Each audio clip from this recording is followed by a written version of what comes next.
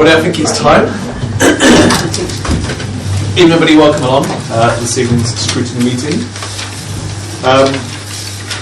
I think in terms of, well, we're all from here anyway, so no announcements about recording. But there is an update here which is please ensure your mobile phones or device are switched to silent mode. I think it must be off, so it's now silent. In terms of the meeting, one of the things we always say is there's no whipping arrangements here. It's not that kind of meeting. But actually, just before we begin, in terms of the remit of our committee,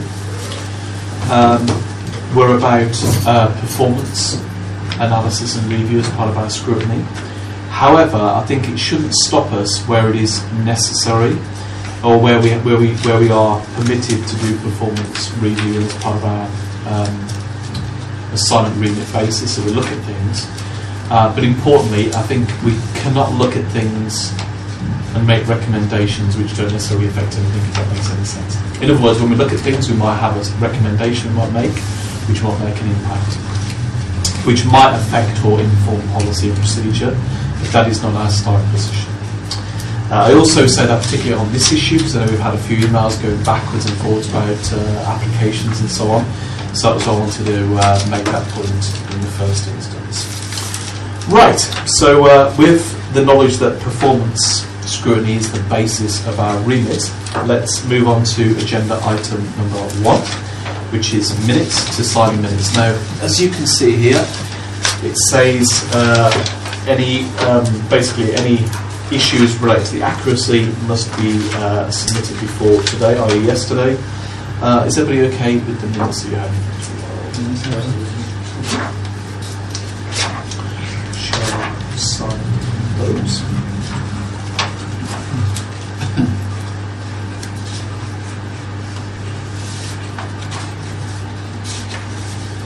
Thank you. Item number 2, apologies for absence. I can see that Councillor Perry is not here, but I have not received any notification of his absence. No, not received, thank you. Declarations of members' interests, any? No, thank you. We now move straight on to item 4, which is the Operations Manager Report and the Corporate Strategic Plan report. Progress for Q1. This is you, Julie, I understand, as before. So, councillors can refer to the document in the pack, which has got the plan on over 2 pages. What we've done here for this evening's going forward meeting, you remember one of the conversations about historically, particularly beforehand last year when Councillor Frenchman was on, about the direction of travel of the performance data. So there is now a column next to status in between comments which indicates the direction of travel, i.e. whether it's up or down. And that still means we can ask questions in the same way. And to go back to the purpose of the document, it's to give us an understanding of any issues we think might require our scrutiny going forward. The way we usually operate this is Julie gives us a review, particularly of those indicators that are not green, i.e. by exception red and orange, and we can discuss those in due course point by point. So, Julie, I'll hand over to you, if I may, to talk us through the document. Okay, so just for the minutes, if I just say we no longer have an operations manager now. The operations team has gone, and I'm now the performance contracts manager. So I guess it's my report. So this will be changed in subsequent meetings in terms of the exact wording. Thank you. Okay, we've got it's looking quite good for Q1, which obviously finished the end of June. So we have moved on a bit since then. This is still the end of June's report. We only have 2 reds, which was a good start to the year, and we've actually got 6 amber. So if I just I'll talk quickly through the amber. The first one, commercial floor space, at the time of writing, hadn't made any progress at all. So obviously a bit of a red downward arrow as well from last year. Pleased to report that planning was actually given permission for the none on the 17th of July. So when you see the next quarter, that particular performance measure is looking much better. So some of these things, just wait for time and has moved on. So because this is a lagging indicator, we would, if we were looking at it today, we'd be green potentially based on the normal. It would be amber. Certainly, possibly heading towards. Sorry, because we haven't had. Yeah, because we're not quite there yet, but certainly looking much better. The next one again, town retail and leisure floor space. Again, there has been quite a bit of progress there, so that one's looking quite good, amber at the minute, but things definitely are going quite well in that area. Julie, could you give us some highlights on that one? What's been happening to move it in a positive direction? I know there's some commentary there, but are there any noteworthy... I think, again, I think it was a planning permission finally being secured for TCV Site 1 and 5, which is what's moved that up and has been, I think, quite a long time coming. So they're the real significant factors for that one. Because I think it's common knowledge to all of us that these have been, this state's all red or orange for some period. Yes. So that was quite, that really is what's moved that forward, the planning permission now being secured. So that one looking very positive as well now, pleased to note. Unless there's any questions on the next three greens, if we go down to the next red, 3.1 profile of Daventry District. Although it's red, fairly sort of quiet start to the year, but again I've just had a look at how it has since improved, and we're actually up to 12 already, so we're sort of halfway through, so it is picking up, and we have had quite a bit of quite a few media reports since, so I don't see of anything of great concern there. And what kind of media reports have we had? I've not pulled out the ones that we've had since June because they will feature in next year's report. Don't know if you know off the top of your head, Tony. I think from memory there were reports around funding for schemes such as the Daventry Development League and I think some funding announcements around DERF. So those were the sorts of things that were reported nationally. Thank you.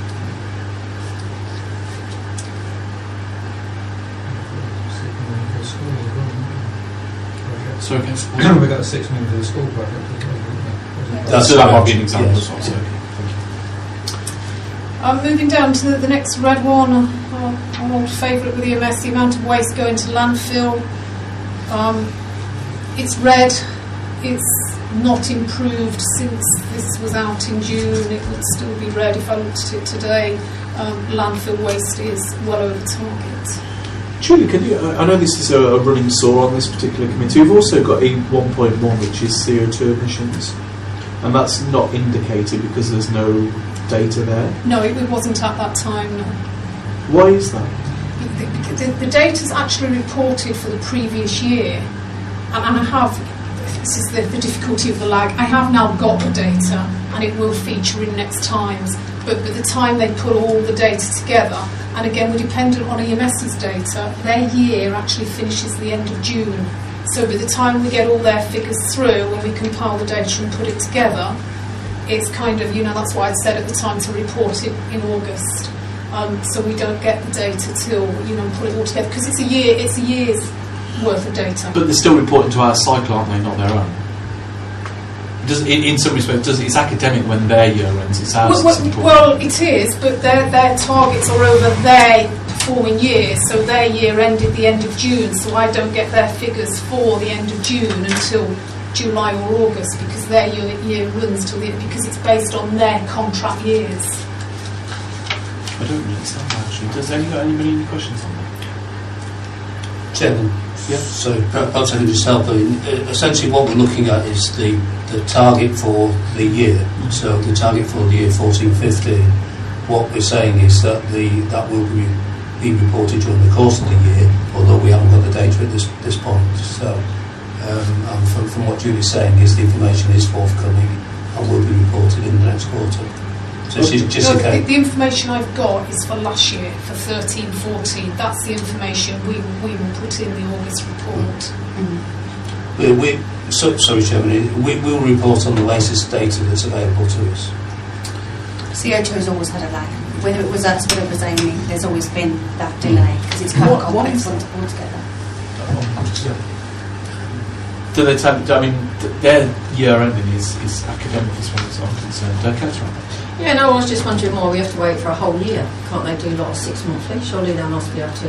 Surely they must do what, a monthly. They must know what they're doing monthly or something. Or surely they don't sit down at the end of a whole year and gather all that data together. I think it's an annual return, isn't it? Yes. So it's an annual return. Is it? Yeah. So it's on their reporting year, so that's the job. And then obviously we all know that they're extremely slow gathering this information because if it's supposed to be August, we're now in September. And you all would have thought it would have been on here then. No, bear in mind this was done at the end of June.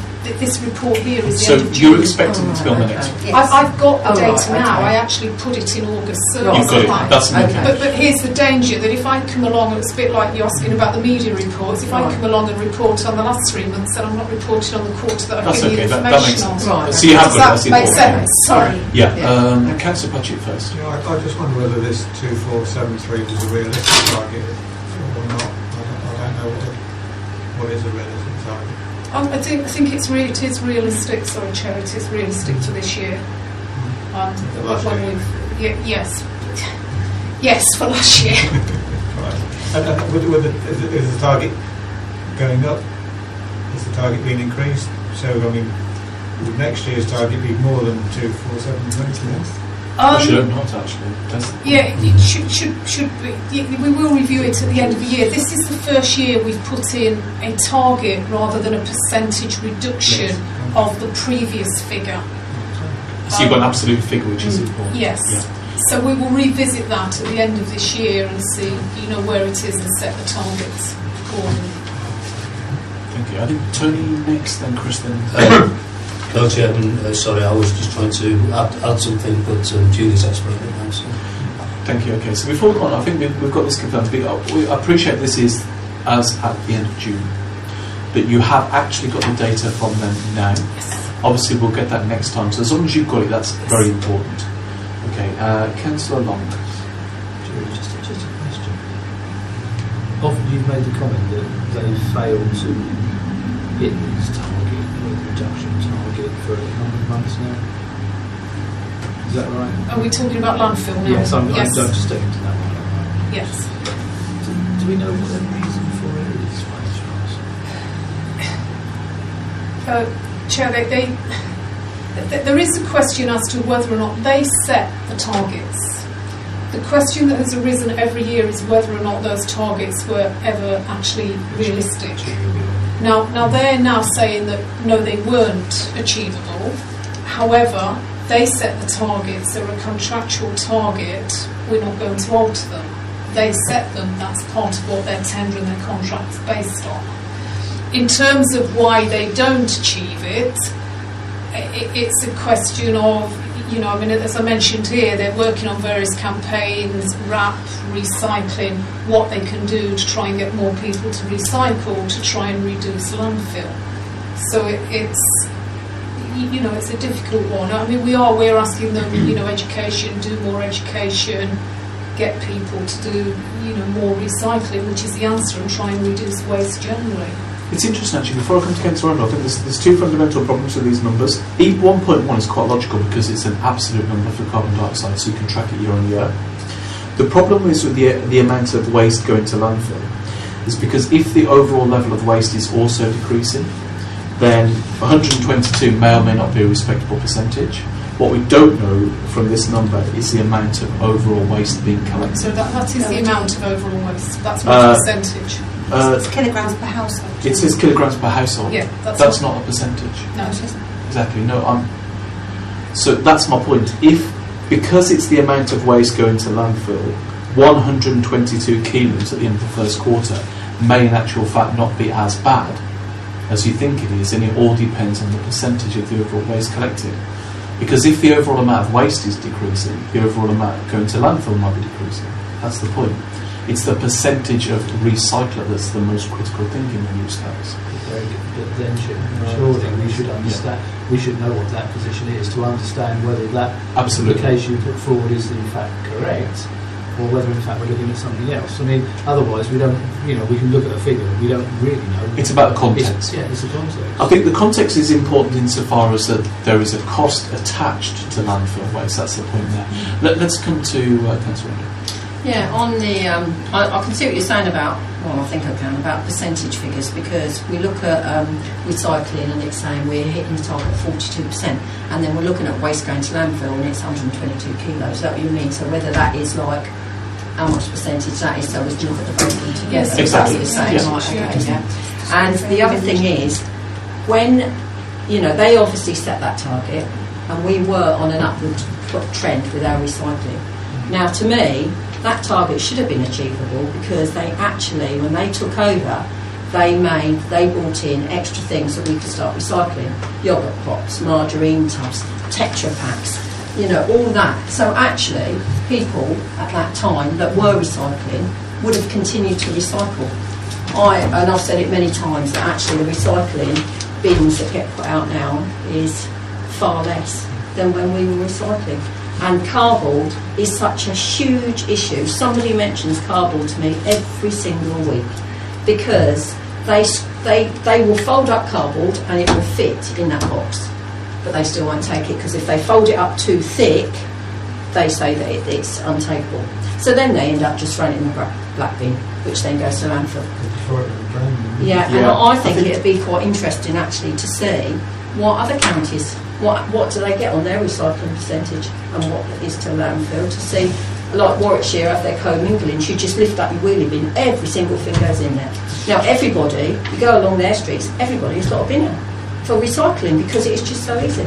Perhaps, Councillor Randall, there's a project part 2 here for you, because I know you've got to this before. Let's discuss that later on. I don't want to get too bogged down in the actual way the recycling is done at the moment. Sorry, if I could just answer a couple of points that might help. That amount of waste going to landfill used to be a percentage.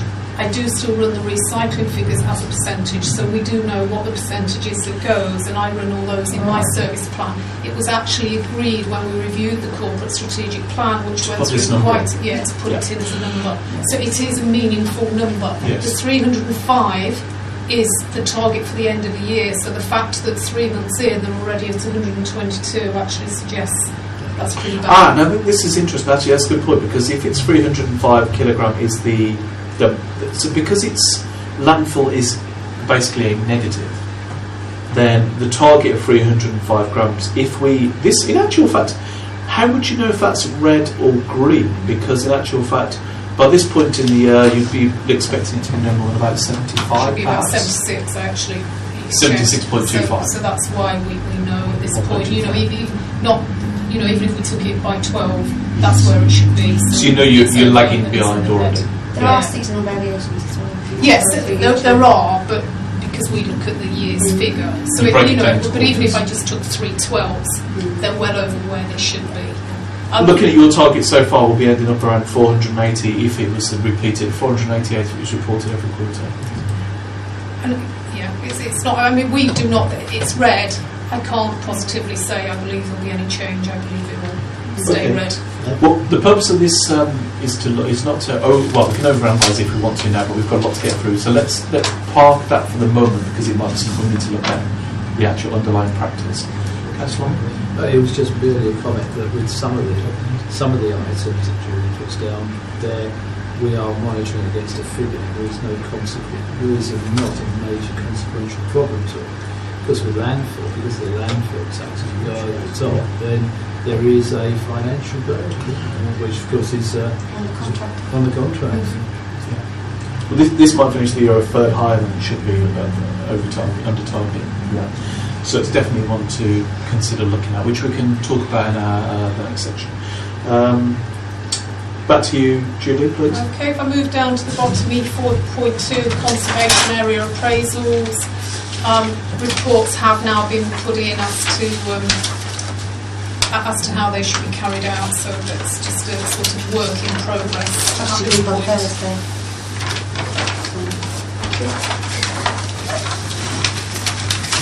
And then moving over onto the next page, going halfway down, H2.2 is supporting elderly and vulnerable. Again, it's amber at the minute. I don't know if you want to comment on that one, do you? Anything really to add to the comment that's in the I mean, it's moving forward, it's developing. Some of these things, obviously, are a little bit slow at the beginning of the quarter, and then they gain momentum, but nothing that we feel at this point we should worry about.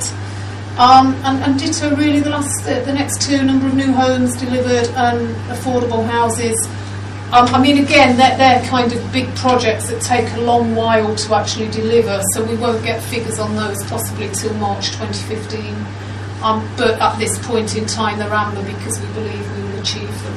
And there are no numbers at the moment in those because none have been. They've not been built. None I mean, have they're been actually proposed built, and they're actually obviously built. in the process, but none have actually physically been built. So that that one will no doubt remain amber until the end of the year. But we don't. It's amber because we believe we will achieve it. Amber because we believe we'll achieve it. Yes. Yeah, that's your system. Councillor Patchett, do you have a comment? Well, I was just going to say that there's a lot in the pipeline. There's a few other ones other than that, so it could well be better.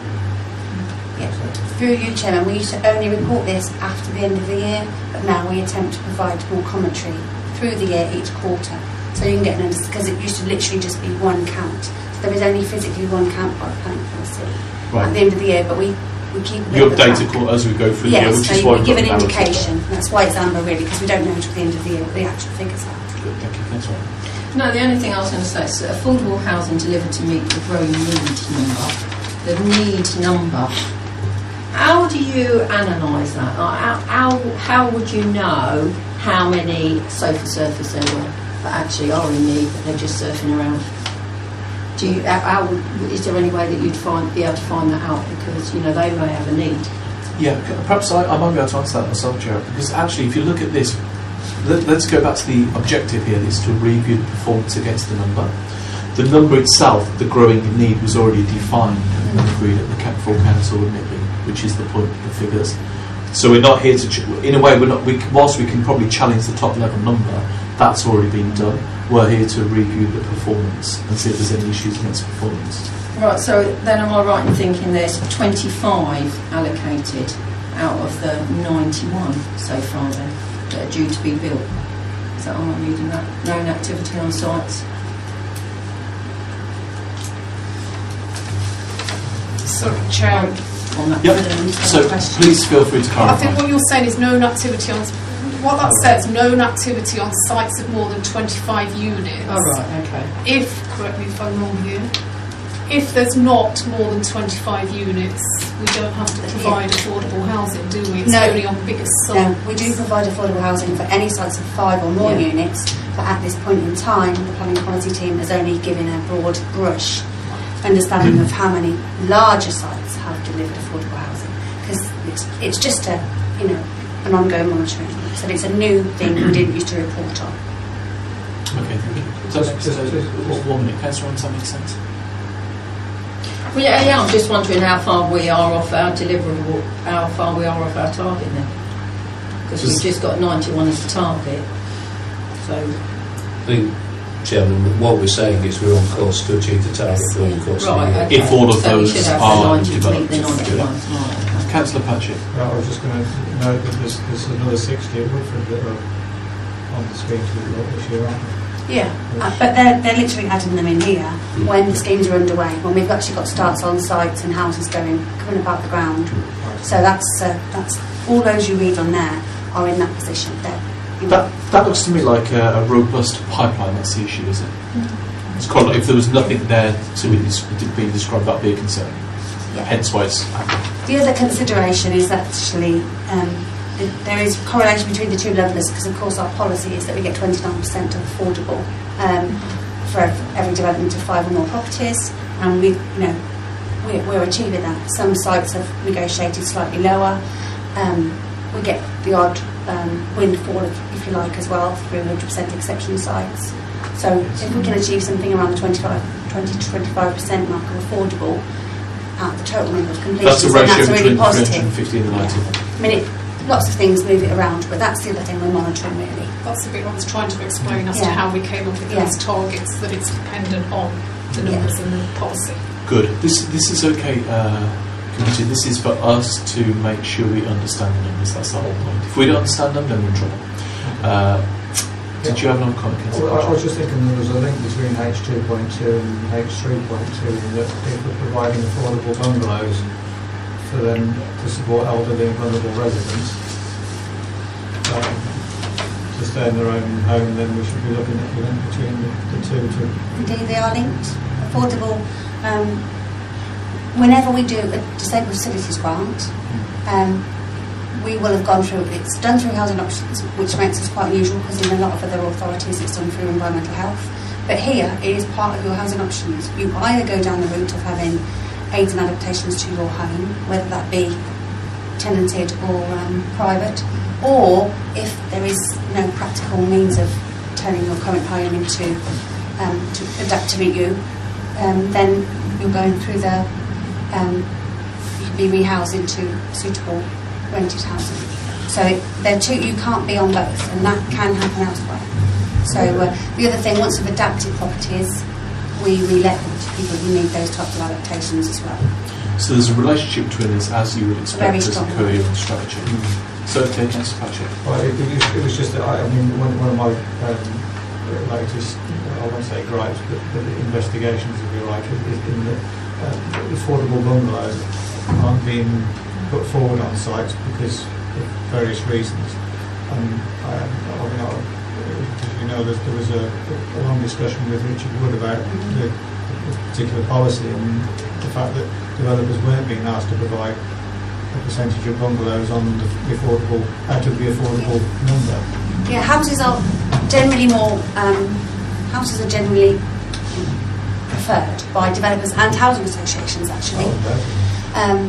Less preferred are bungalows because, you know, for the land available, you get less house for your money. And in the same respect, apartments, flats, call them what you like, they're less popular again. But it is important that we have a mix, and it's all about what can be negotiated and what can be supported elsewhere. But one of the biggest factors is whichever housing association you've got involved, they're part of that negotiation as well. So, you know, they're quite keen on cluster one-bedroom properties as opposed to bungalows or flats. Well, I know we found with the Daventry Estate Company that the smaller and bungalow type places there was snapped up. Yeah, they are popular, and on the private sector, you know, privately as well. Supply and demand, that's the point. Yeah. Thank you. Let's move on. I think that's all of them, is it? Any of them? Yeah, everything on the fact sheets looking quite healthily for me. So quite a good start to the first quarter. Can you talk us to C2.1? Because that's got no progress and no status. Is that's here it says results June September 2014. Do you want to? Chairman, I can probably explain that one. It's part of the annual audit of our accounts, which is underway at the moment and is reported through. So it's part of the audit. I understand. The auditors will assess us because you have to have the external audit. That's correct. Absolutely. Yes, you've got to be careful. Does anybody else have any other questions? Only just one more. On C3.1, where we've got 100% of, in quarter one, 100% of respondents. How many? Do we know how many that was to make up 100%? So you look at the sample size. Yeah. Yeah, who can answer this? Is that Julie can answer I this? don't have the answer to that hand, but we'll have to go through Katie Jones to be able to find that. It is a sampling exercise, Yeah. so it will be, it's not counting every call, but the sample It won't be size. 10 or 20, there's a lot of people. What going gives an all the indication how many the sample is? time. The best thing we can do is tell you the actual, I can't tell you the top of my head. Could you actually, for reference, I know this is not designed for us, we always have this conversation, is it possible to include the sample on the We can include it in the comments. I've got That would be very helpful. Yeah. Please.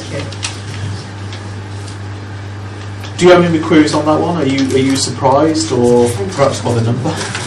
100%? You are surprised. I thought that might be trouble. I'm surprised. It is a surprise number. Yeah. Any other questions?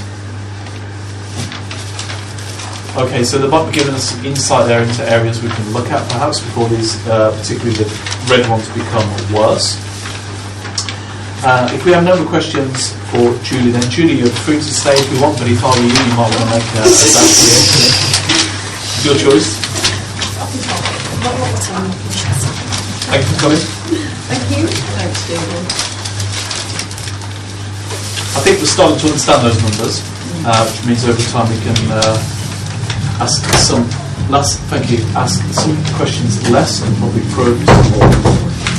Good. So that brings us on to item number 5, which is Maria, and we have Keith here too to support. Thank you for coming, Keith, as well. The background to this is at our last meeting, the first in this current cycle, Councillor Patchett proposed that we have a look at this area broadly. We've had a lot of to and fro of emails about scoping and so on, so we felt it would be useful for you to come in and talk to us about this area. First and foremost, to make sure we are clear, give us the opportunity to ask you some questions. Then following this exercise, we'll revisit the scoping document and emerge from this meeting with an assignment to look at, and your presentation can help inform this. So we'll hand over to you, Maria, to make your presentation. Thank you for coming and preparing the presentation. Okay, hopefully this will take about 10 minutes. I've provided you with a copy of the notes, a copy of the slides if you want to make any notes as we go around. I'm not sure what the polite thing to do is. What would you like us to do? Ask questions at the end? Probably. Yeah. That way. It's not a long presentation, I don't think. We can make some. Thank you. So please say your question. You've got a note to make them on. Let's ask questions at the end.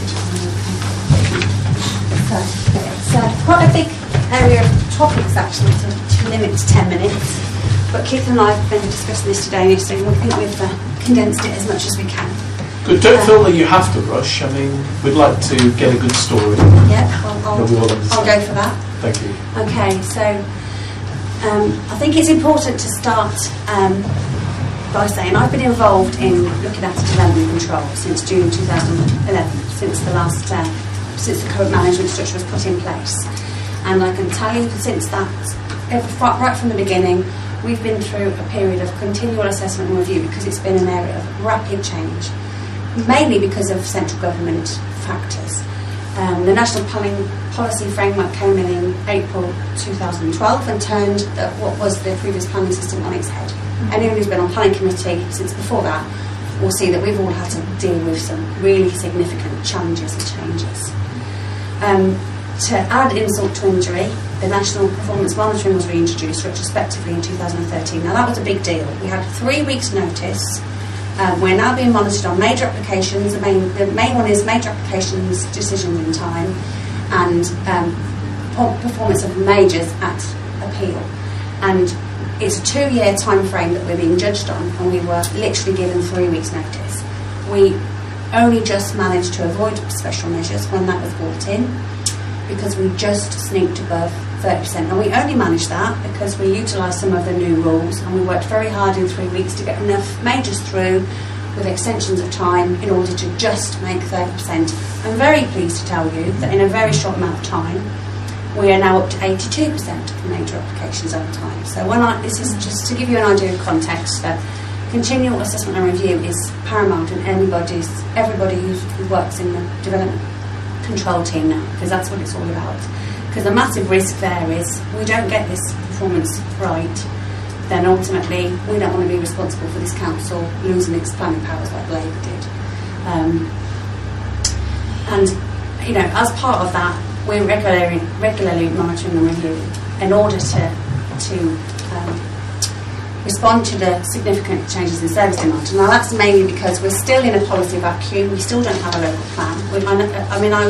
My previous job was looking after planning policy, and 6 or 7 years ago we were saying it's a year away, and believe me, we're still saying it's a year away, but that does create a particular problem here. I mean, we're a lovely rural area. We've got we've got lots of villages that are well connected and nice places to live, and there's an awful lot of speculative developers out there who are taking the opportunities made available to them mainly because of the changes in the NPPF, and they're trying to get what permissions they can. while they can.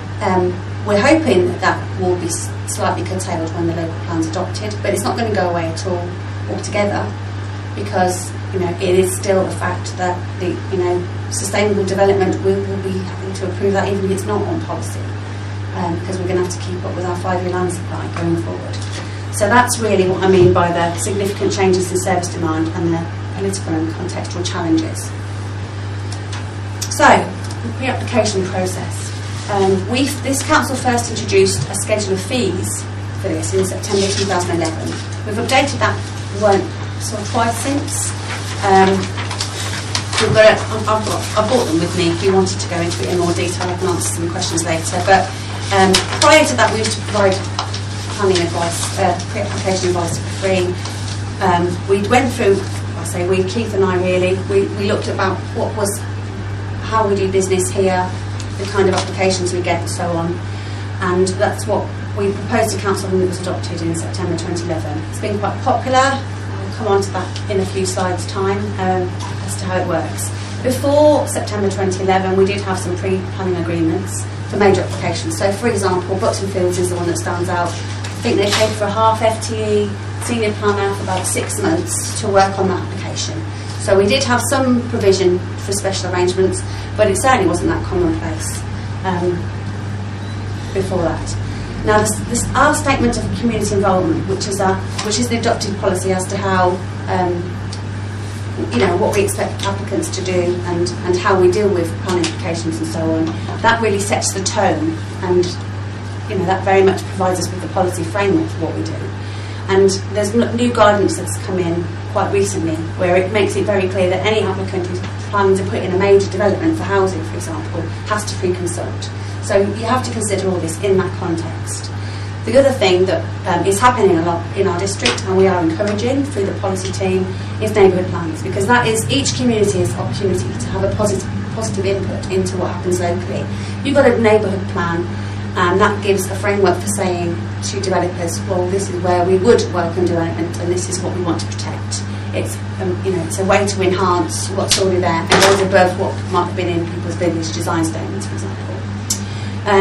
We're also in a position where the team still provides very basic free advice about planning applications. So if somebody phoned up and said, I live in a 3-bedroom detached property and I'm thinking of putting in an extension here, we will have a 5-minute conversation with them. So it's not that we don't provide any free advice, but when people want specific advice on an application, then there is this process. It starts at £27 and it goes up to, several £1,000s for a wind farm and so on. But it's we went through a robust process to come up with that, and actually we're very pleased with how it works in practice. So, what we provide for a pre-application service, which is discretionary, is very different to services offered elsewhere. The biggest glaring difference is what happens in South Northants. Their range of charges is very complex. They've got far more things that they charge for, and they start at £80, where we start at £27. It's up to 3 times more expensive, and an additional £100 plus back for a site visit, and so on. It's a very different service, but it's something that they've chosen. They've taken a policy decision to do that. They have a much bigger policy team than we do. They have a much bigger development control team than we do. But if all they owned last year was, I'm sure I was told, around the £100,000 mark, then what they're getting in for pre-application advice is not covering the difference in their resources that we have here. You'll see in a future slide actually that's quite demonstrated how big a part of it is, of our service it is. So it's an optional service for applicants. Most of our pre-applications are completed in 4 weeks, and we are able to achieve the service within existing resources. We've obviously we're going through this period of continual review, and we've changed resources in response to demand, and that's taken into account demand for the statutory service and also the relatively modest demand for pre-application discretionary service. The fees we charge reflect the cost of service we provide. We've checked that. That's a requirement, actually. You can't charge more than, it's not something that can be a money maker. That's within statute, really, and so much of what we do. We get good feedback from applicants. They do seem to like it. I think I've only dealt with, we've had hundreds of them in the 3 years since it's been in, and I'm pretty sure I only remember 1 or 2 complaints. That's right, isn't it, Keith? And that was somebody who didn't like the advice they got and thought we should give the money back. It came to me as a stage 2 complaint, never got any further.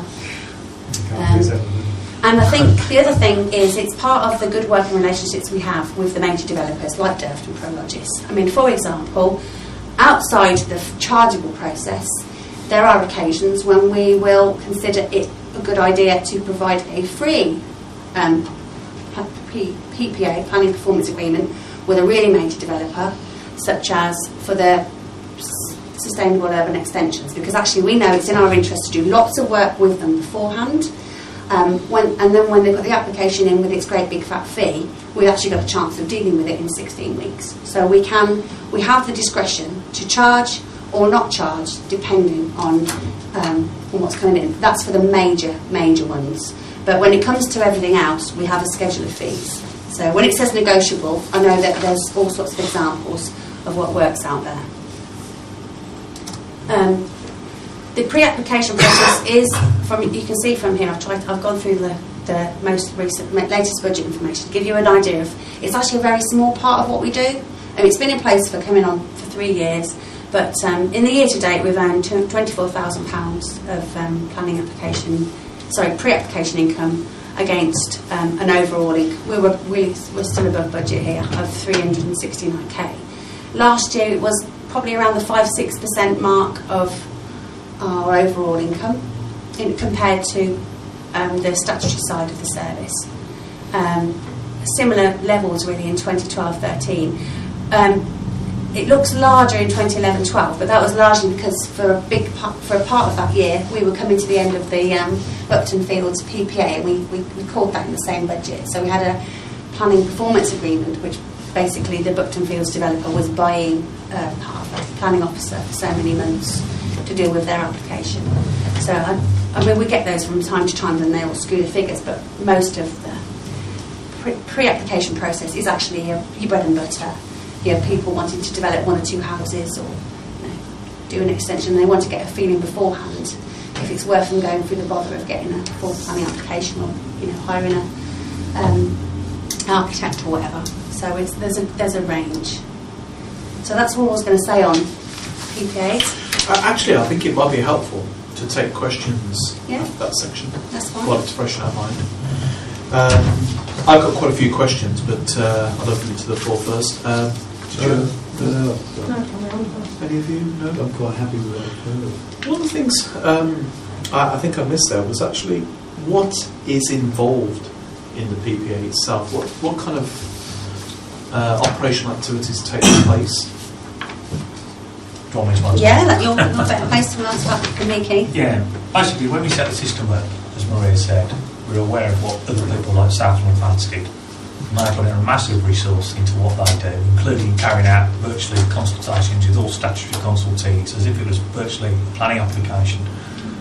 And we decided we certainly weren't resourced then to provide that kind of service. And although we said we only started charging for pre-apps very recently, the council did actually do it. We were one of the very first councils to do it several years ago. And after a trial period of, about 6 months to 9 months, the members actually asked us to stop charging because they didn't like it as a concept. They said, well, people are already paying their council tax, why should they be charged any more for giving application advice? Fast forward to when we brought in this system, and obviously, although we can't use it as a way of making money, we realised that with the cuts that were being imposed centrally on local government, if it was going to be a discretionary service we carried on providing, it would have to be paid for at cost by the developer. But having looked at our resources, we basically decided that really all we could afford to give them was an officer's informal opinion in inverted commas, and that's all we ever give. Because based on our previous experience, the expectations of what people were going to get shot up dramatically. So we were aware of the fact that it would be advice that they would expect us to be held to, and we made it clear we couldn't be held to that advice. It was still an officer opinion. So we have disclaimer to say, yes, and basically the committee, probably on most big ones, will be making the decision, not the officers. And the other thing was it raises people's expectations about the response time as well. So before, there hadn't been any response time at all given to pre-application discussions. They just kind of went on as a discretionary thing, and we got round to them when we dealt with them. So when we brought in the charge, we looked at what we thought would be a reasonable response time based on our sort of general middle-of-the-road type one, and we came up with this 20 days, which is effectively four weeks, 20 working days. But what it really involves is it might involve a site visit, going out, it might involve a site meeting. There are various levels of charge depending on what people want. But generally we would have a site visit, possibly have a site meeting with the person, and then we might chat to internal policy colleagues. We might actually involve highways as well, depending on if there's any highways issues. But we wouldn't generally go around to all the statutory consultees we get on a planning application. We would generally say, well, our advice to them would be that they contact the statutory consultees themselves, because we haven't got the time, and we're not doing that kind of role. It's not a planning application, it's just pre-application advice. So that's generally what it involves. And then they usually get a written response, which can be usually an email. That's our preferred way of doing it, or they can have a letter if they want it. On the larger ones, to be fair, if they're big schemes and big developers, then they generally accept it's going to take a bit longer. And then, to be fair, they generally would be, our involvement would be as part of probably a larger group meeting, like you've said, like the DIRFT or something similar, where all the major players are already there anyway. So they're just paying for our time to really attend that larger meeting, that larger forum.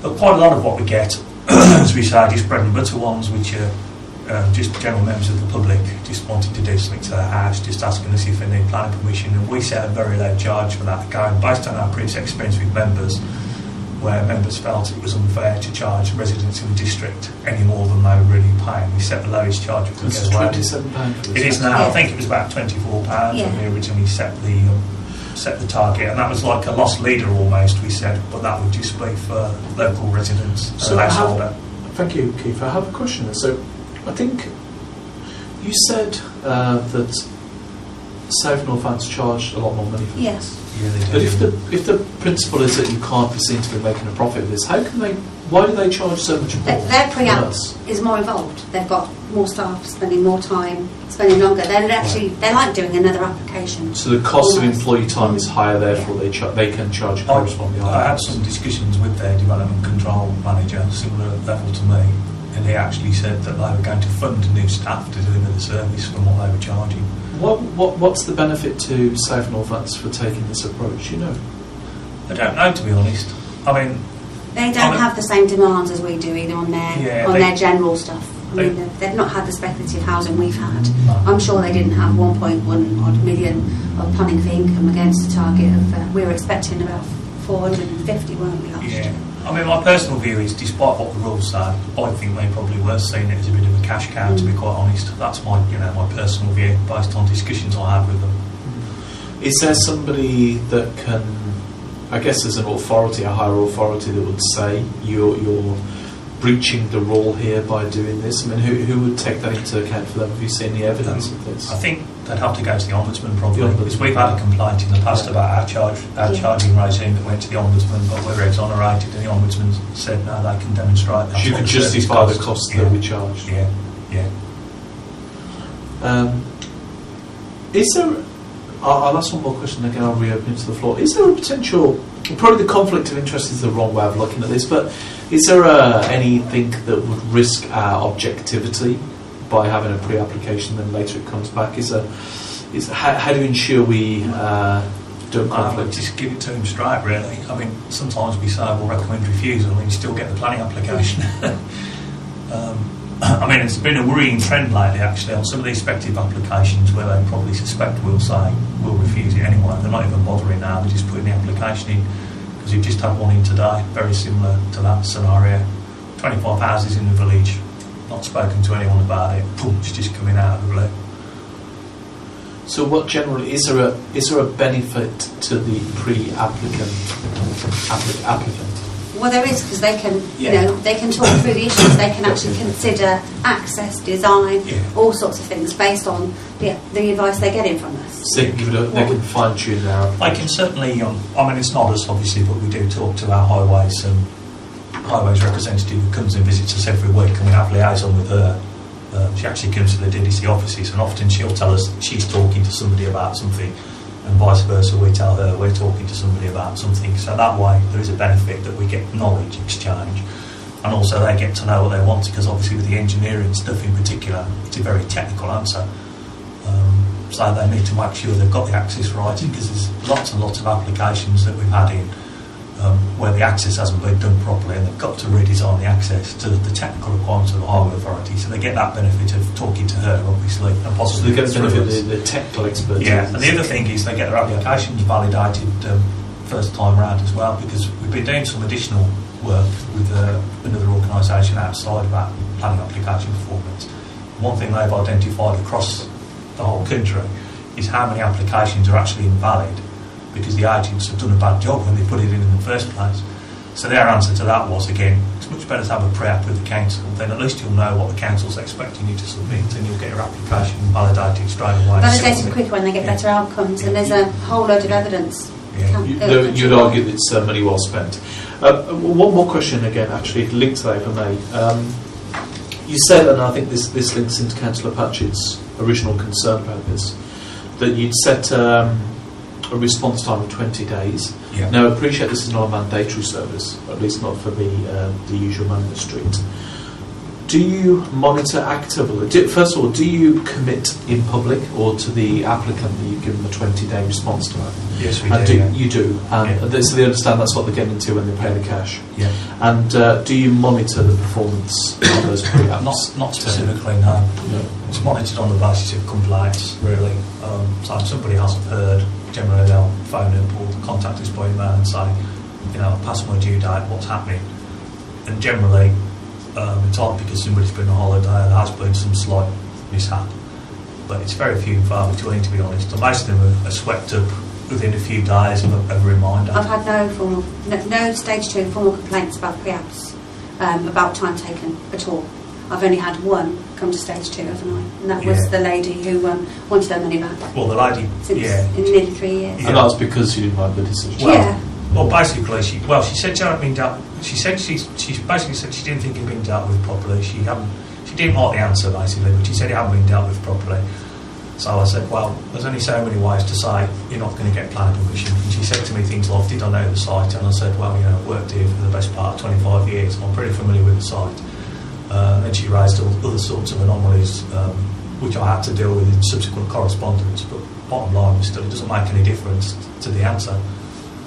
So we didn't give her money back in the end. No, and she didn't escalate it beyond stage 2. So that's, I think it's fair. So currently there's no formal system in place of monitoring the turnaround time on those, but in actual fact you have none. Well, each planning officer who gets them to do it knows what the target date is. They know what the target date is when they get. But they're still not their priority work. No. Their priority is major applications in time, because we do. The heads will roll. We will be involved if we start mucking around on that one. So our priority is majors in time. After that is other statutory applications in time, and then after that, all being well, it's to do your pre-apps in time or by agreement. Because I think if you've got a really major one coming in, they're not realistic. Expecting us to do 20 days. I think we shouldn't lose fact of the size of the fact it's still a discretionary service. So it's not it's not governed by government legislation. It's just up to us how we want to run the scheme, really. And it seems to be working okay. I'm not going to Maria saying we've had loads of complaints about these because we just don't get those. And we're not bogged down in terms of the demand for either. We're not turning people away. We've got about 5%. There's 5 compared to how much fee income we're getting. Yes. And I mean, I'm sure there was a comparison when we came up with the fees. It's about a third of the planning application for some. Because we've got here, 24,000 income so far this year to date. How many, in reality, how many pre-application does that actually? How many is that? It varies because it could be. No, but how many is it? I don't know off the top of my head, but last time I looked, it was over 100 so far this year. Yeah, and it might have been as high as something like 120. We have analysed it in the past. I've looked at the the end of year figures before to get a feel for like when we reviewed the prices last time, we realised actually we could go a bit higher on their permitted development ones and the residential ones because actually that was the bread and butter, that was the most area. So that was taking the most time. So I think we, when we looked at the figures, that we made sure that was accounting for how many hours we're putting in. I'm conscious I'm talking too much as the chair and too many questions, but I'm hoping I'm asking some questions that you're thinking. Let's open it to the floor. I've got other questions, but let's open it to the floor again. So, Councillor Patrick, this is one that you've really brought to the table, so let's have your questions. Yeah, well, we've asked one or two other questions already that I've written down here. One question that has always been something I've wondered is how do you come across how do you get to the figure of 82%? How is there a set format of how you work that performance? 82%. Sorry. The major application. Oh yeah. It's basically it all comes off the system. So the beginning date, the clock starts ticking when an application is valid. Whether we validate it on that day or whether we validate it 2 days or 10 days later, the clock starts ticking on that day. It's all on our APAS computer system, and at any given time we run reports, so we know what's in time, what's out of time, where we've got extensions of time. So you could run a report today? Yeah, I do one every 3 weeks for planning committee. Okay. So for example, we're currently at 82%, and that is the figures 1st of July 2013 to 26th of August 2014. 46 out of 56 major applications were done on time, and that amounts to 82%. So that's where we come to figures. But there's a whole range of figures I have reported to me every 3 weeks. And we also we look at performance of individual officers. We look at performance by types of application. We know, for example, that one of our real challenges is the conservation and listed building, because negotiations with them just seem to carry on and on forever. So we give that special attention, and we meet them on a regular basis to review caseload and see if there's things we can do to move it on in a wider sense. So. Well, I didn't really want tonight to go into the conservation areas, because that's a different ball game altogether. But I mean, it was just the fact that there's. I mean, we've corresponded, in fact, yesterday and today about the difference between the date that the actual application was received in the office, which you call the registration date, don't you? No, registration date is it goes on the system, the validation date. Even if we actually don't register it 2 days, 3 days, 10 days, the clock starts ticking as soon as the date that application is valid. So effectively, because this is where I was perhaps a little bit confused in your email, and there seems to be can be anything up to a 2-week period between when it's received in the office and when the validation is. Normally, and in the whole time I've worked in planning, so for over 2 years. And I'm sure Tony will be able to report back. The usual is that within a day or two of an application being valid, it's on the system. That's how it works. Unfortunately, at the moment, we've got a backlog in all the time. I mean, that's very rare, isn't it? But there's a number of factors: high demand, summer holidays, somebody was tired. I mean, we managed not to have any backlogs last year, despite the fact that we had sort of 2.5 times more planning application fee income than we were expected. But we identified it very quickly, and we put in short and long-term things in place to address it. I've got people starting overtime this week to get rid of it. But the fact is, it doesn't actually impact on the start date is when it's valid. So even if it's not on the system, the planning officer loses 2 weeks of their time to deal with it, and they have to try and catch up the shortfall. Yes, okay. That's how it works. So it's not going to count against the applicant at all, because legally the clock starts ticking on the validation date. Thank you, Maria. I think there's some important points there. Just my own clarity, that I think we need to draw a distinction between the planning process, which I think is beyond our remit, and the pre-planned application, which is a useful area of inquiry. But the two are linked, Chairman. I'm sure they're linked in one respect, but is there a definite link here in terms of our remit?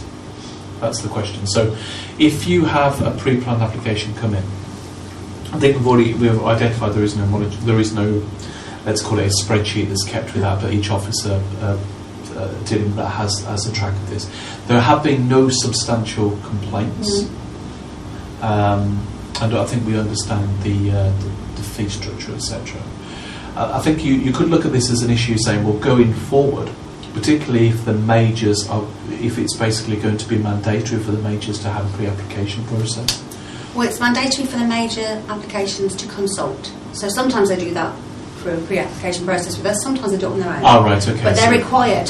There's all sorts of good practice that they are required to do now that they weren't before. So it's a mandatory requirement for them to consult, but a pre-application is not. No, that's not Is part of it. not. Is not. It's an option. Mhm. Okay. Councillor Patchett, any other questions on that? Yeah, do you think that 4 to 5 months for a pre-application is excessive? Well, I can't comment on that. Well, I'm not aware of any of that.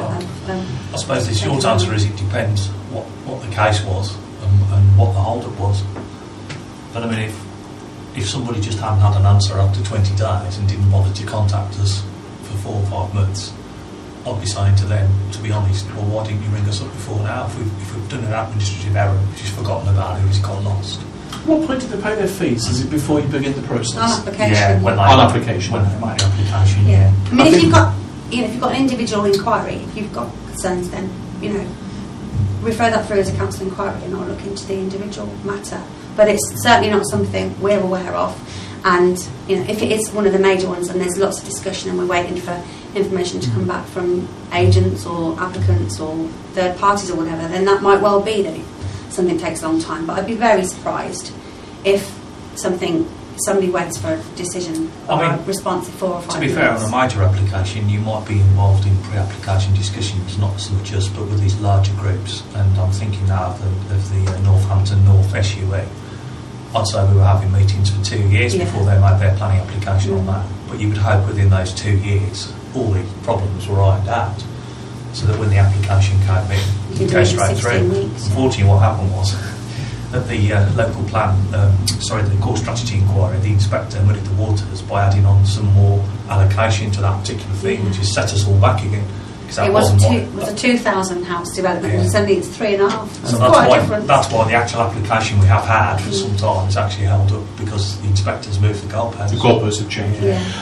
Let's get the pre-application process, which I was querying about. I understand the point now. So it's the 4th slide, and I can see now I've read it again.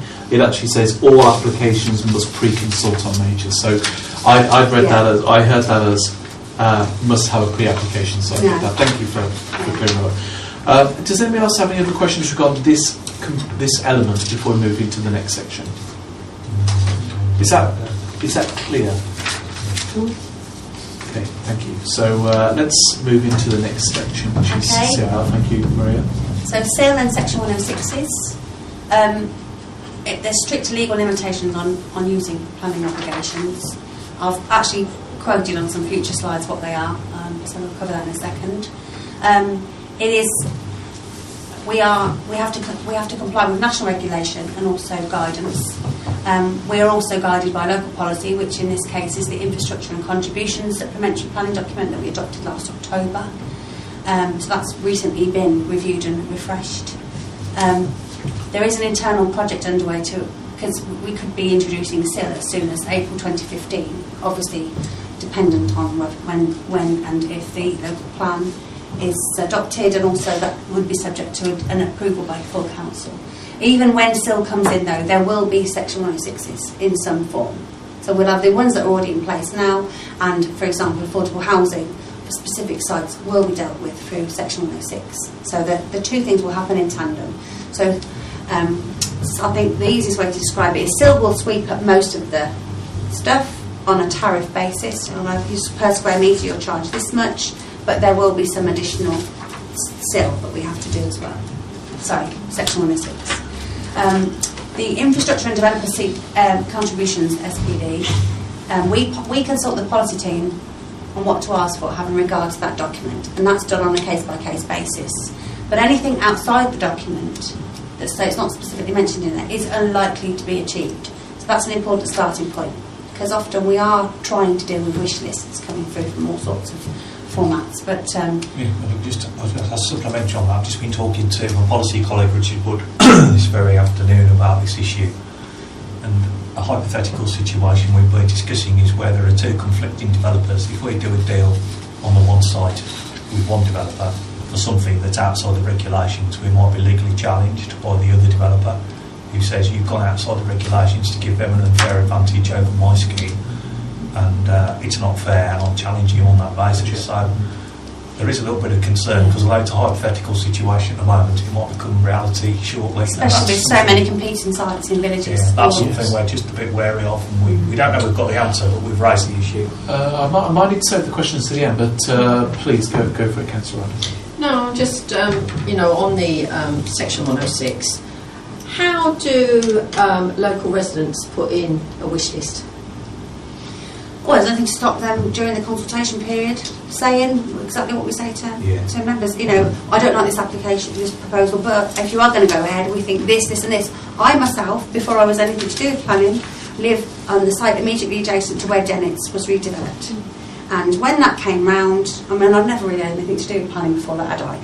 But myself and the neighbours, we'd put some comments in, so we commented on various aspects of the development, but we also said, if this is going to go ahead, we think it'd be very useful to have a crossing point and a park on because there's nowhere on the site for a park, but there's this public open space, and it'd be nice if people could get there safely.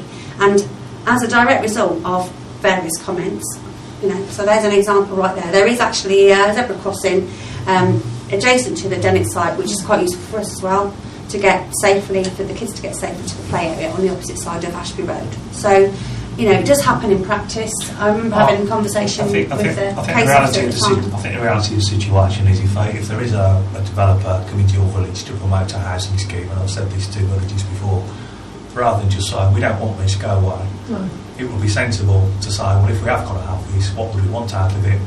That's why I think it's good now to see the more parishes taking up the neighbourhood planning option. Yeah.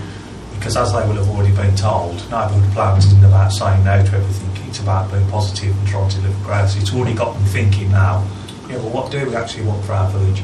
And as Maria said, when the application comes in, either it's an individual or a parish council or some other group, they can always write into us and say, well, this is what we would like if the development goes ahead. And it's far better to have that more positive thing than to constantly get letters saying, we don't want this, everything's full up, go away. Because that's what most of the letters say. We protected the hedgerow between our housing development and the next one, so that's made a feature. There was a number of things that we'd said. We didn't want the flats there because there was a rise in the ground.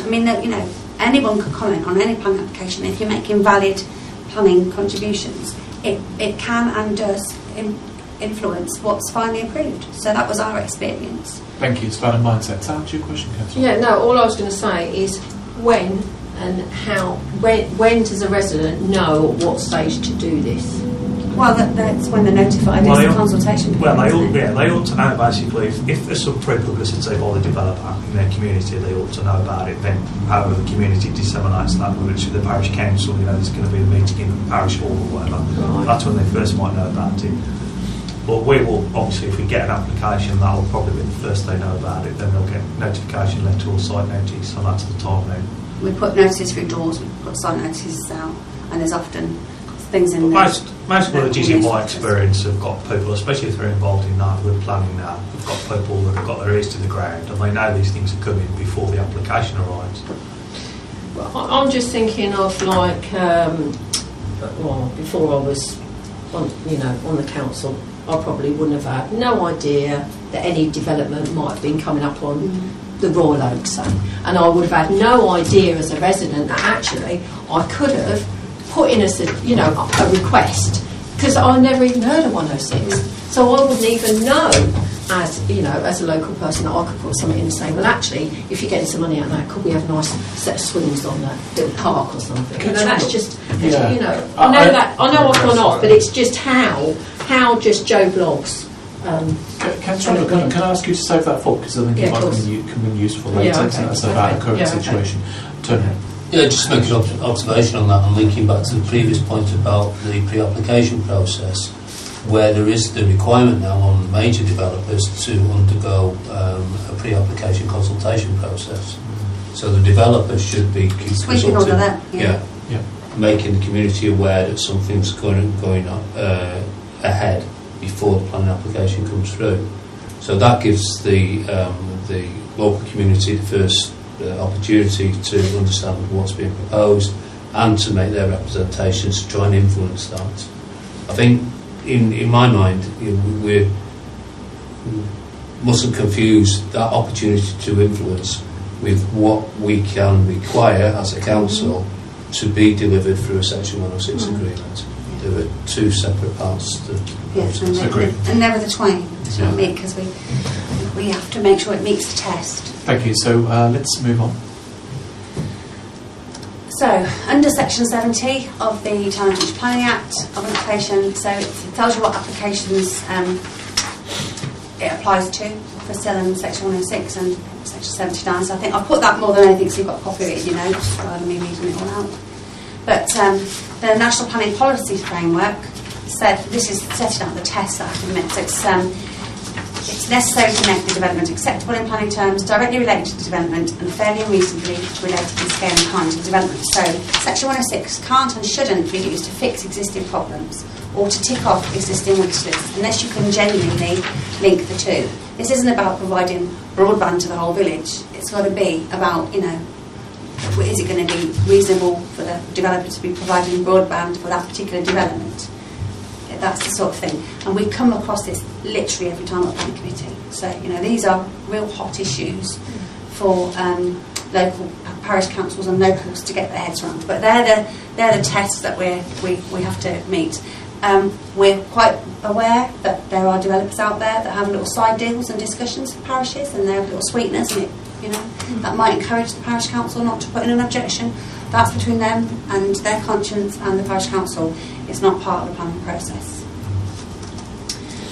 It also says that where obligations, this is the killer, where obligations are being sought or revised, local planning authorities should take account of changes in marketing conditions over time. Another one this is. It's been very difficult to get through planning committee, understandably, where we've had to change the level of affordable housing as low as 20% for a couple of applications, because actually we are really tied on this one. In fact, the latest guidance makes it they can be reviewed within 5 years. I'm covering that on another slide. But that's the system is definitely set up in favour of developers and getting housing delivered. And if that means no social housing, well, so be it. Yeah. That's the scariest thing in the tail. Yeah. Sorry, Keith, can you say that again? Sorry, yeah, the scariest thing in the tail is, as Maria's about to say, under the Infrastructure Act, Growth and Infrastructure Act, the clause was brought in where you can actually appeal against Section 106 now.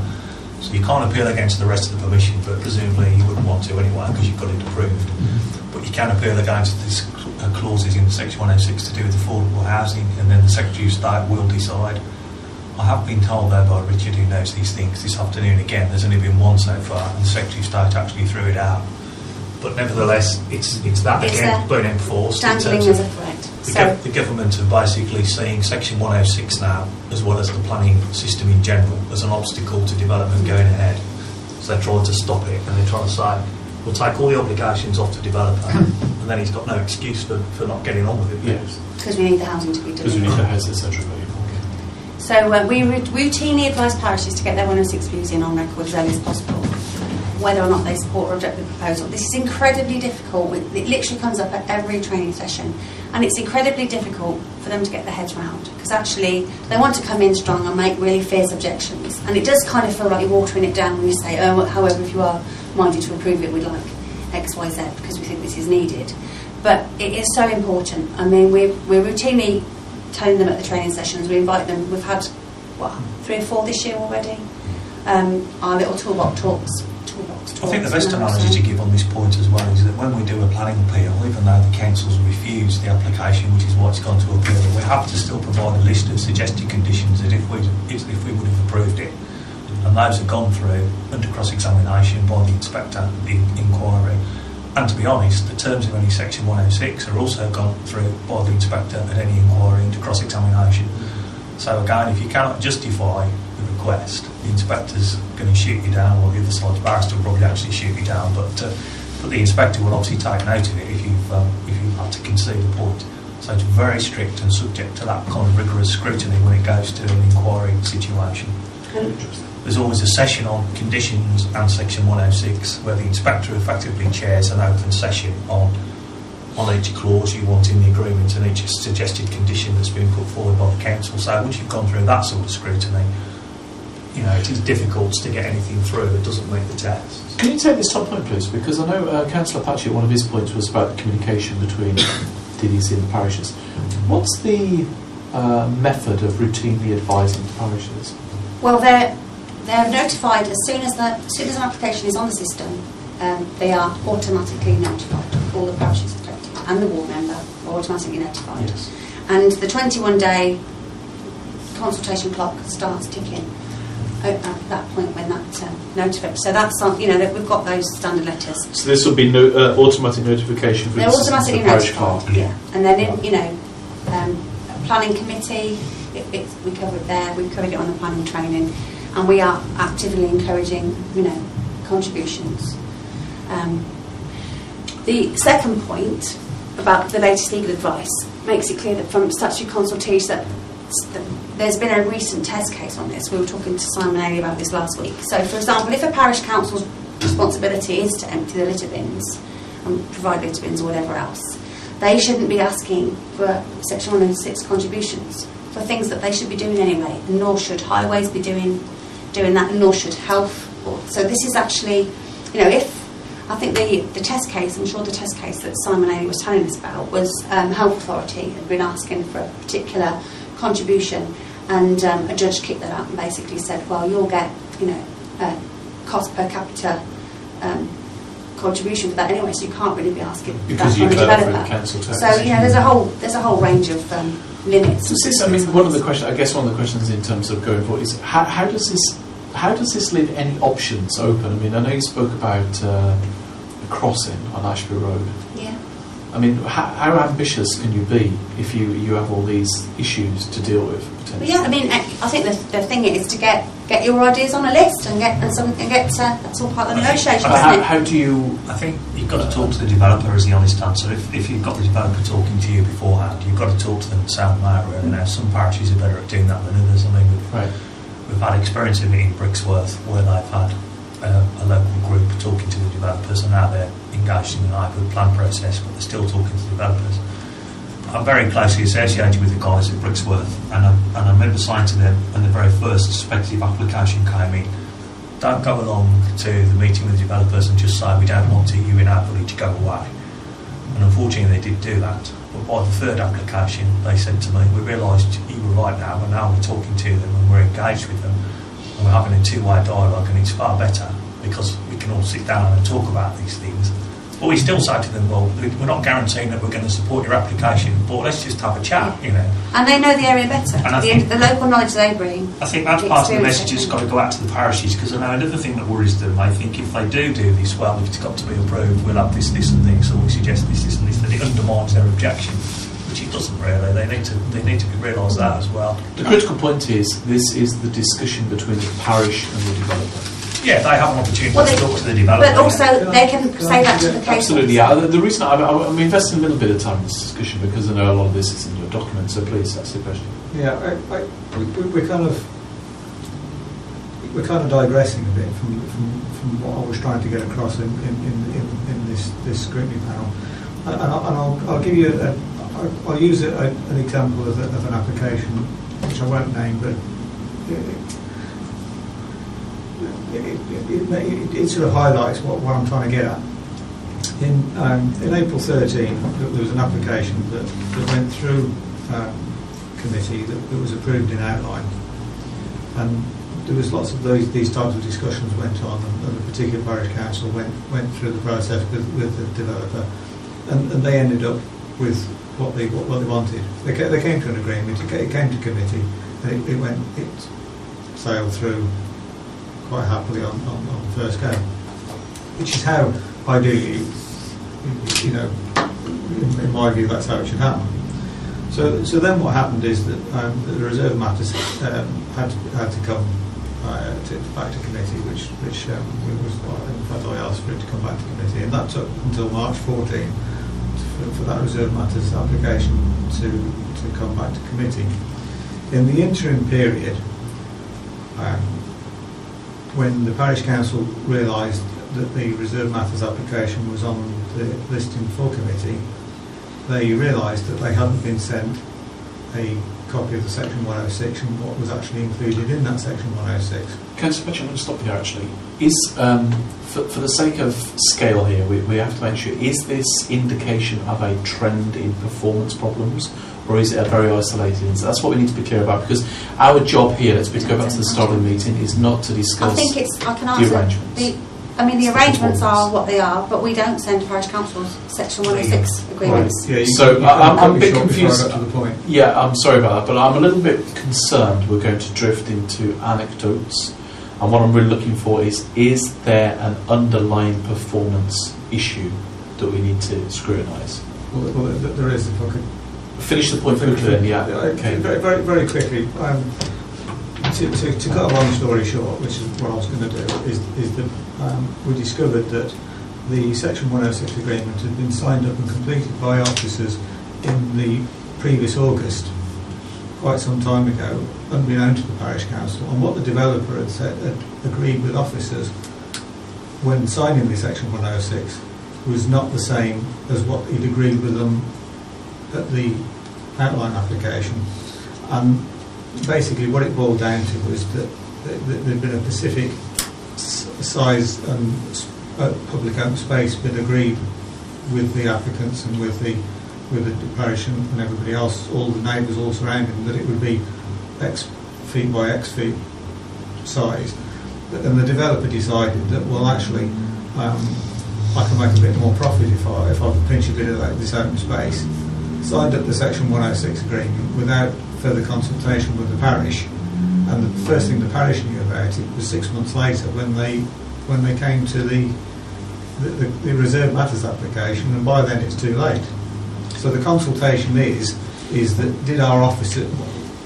should our officers have said to the parish council or perhaps not the community at large, the parish council. I think this still feels like a very specific issue, and my concern is this is not a trend issue that we're looking at.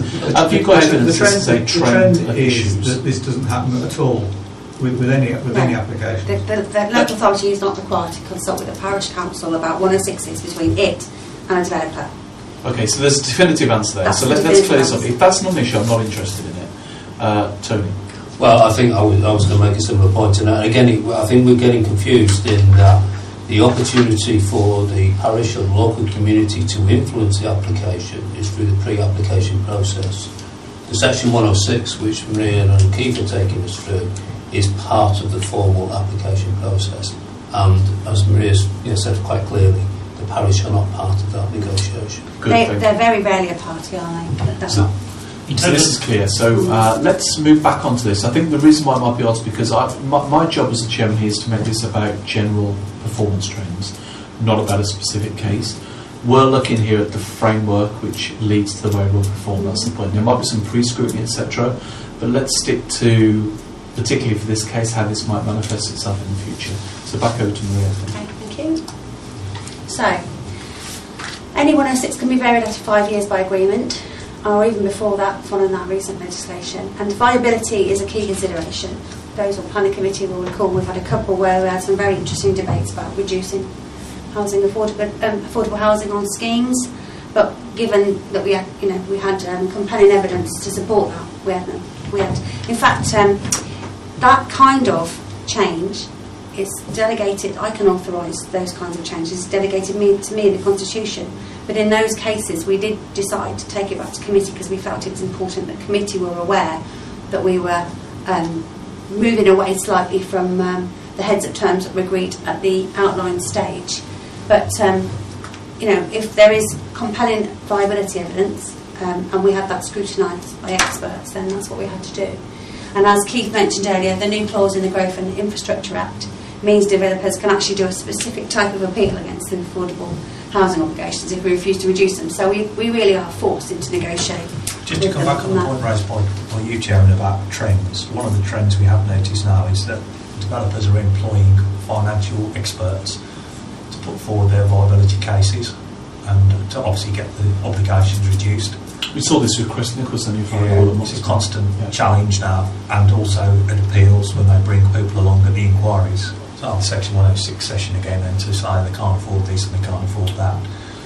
There is a process in place which it would kind of looks at it, but effectively it involves then paying for somebody to scrutinise the other piece of work they've also paid somebody else to do. So it's quite difficult, but it's an area that's definitely a trend now. This might give us some issues later with our own performance targets, perhaps. Councillor Arnold, keep it strategic. I'll try. No, I'm just wondering whilst I'm listening, how do we know that we've got the best possible outcome of a 106 from a developer? That's my point, really, because if we try it on, but how big do you know? Is it? Well, it's like a game. It's like a high-stakes game, isn't it? It is like a bit of a game of poker, really. But having said that, the government are setting the rules now. The government are now also saying, as we've seen there, if we get a complaint from the other side that you've gone beyond the rules, we will scrutinise it through the appeal process, and we will look at it ourselves to see if you've gone beyond, certainly on affordable housing. But as I say, they bring in their own experts now, and it's our experts versus their experts is really the honest answer, based on the supplementary planning documents that we've produced. So that's our starting point, really. I think, if I may, I think that's a good point, actually. We have policy documents that says this is what we want to get out of this development in terms of Section 106. That is our starting point. Yeah. Thank you. I really want to wrap this up pretty quickly now, so we can review the documents. I think we'll do some work on this. So let's see if we can. We haven't got too many slides now, actually. No, I think we've got maybe one more after this. Yeah. So the other really big rub is I talked about everything's under constant performance management, scrutiny review. Planning decision notices aren't issued, and that's the end. That's the end point. So validation date is the start date of when the clock starts ticking, and then the end date either of the 13-week, 16-week period, or if it's been extended by agreement with the applicant, the end date is when that Section 106 is completed. Then we issue the decision notice. So if we've come to an agreement to extend a period of time, and we get into the end, we cannot be mucking around with Section 106 agreements. We are preparing them alongside the planning application process so that we can get them finished as soon as practically possible. There are one or two cases where they've taken many months. My goodness, how many months did Buckton Fields take? For a whole range of very mucky, complicated reasons. But by and large, it's a complicated legal process and you want to minimise how many parties are involved in that.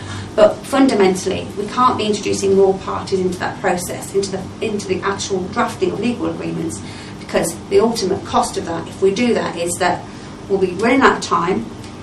It is our recent experience that developers do not like extending deadlines. They don't agree to us having a few more weeks to get this. Sites 1 and 5 were to the close to the wire, weren't they? Well, they basically refused to extend it anymore. They just said, well, not extended it anymore. Some of the major ones that could have counted against us. So we are up against it, and it's really important that we meet those strict deadlines so that we are maximising the chance of keeping our planning powers. Thank you, Maria. So let me get this clear in the imperative. So because the decision notices cannot be issued until the 106 is completed. Yeah. Therefore, that, if you like, you say the 106 activity is done in parallel to all the other activities. It's begun, yeah. And because the ultimate deadline we have is the risk of the removal of power, then that's why there has to be done in this the way. So decision in time is that's the key. Majors decided in time, and all of these majors have 106s. Yes, Patrick. The problem is that some developers are going along being very cute and making promises that they've no intention of keeping, and there's no communication between the parish and the officers that are dealing with the particular application. So there's that disjointed, so they can make promises and they've no intention of keeping them. And the thing is that then annoys the parish, and the next thing you know is you've got a whole flurry of objectors and people standing at the door at the reserve matters, and it all creates problems for ward members. And that little bit of communication between the two doesn't necessarily mean that they have an input, but if they know that what's going on, then it's not a surprise to them 6 months down the line, they're not party to the process. I mean, we want to hear from parishes early as possible, as often as possible, right up to the point when the outline decisions are made. But after that point, we're in a very tightly monitored situation. We're required to get stuff done in time.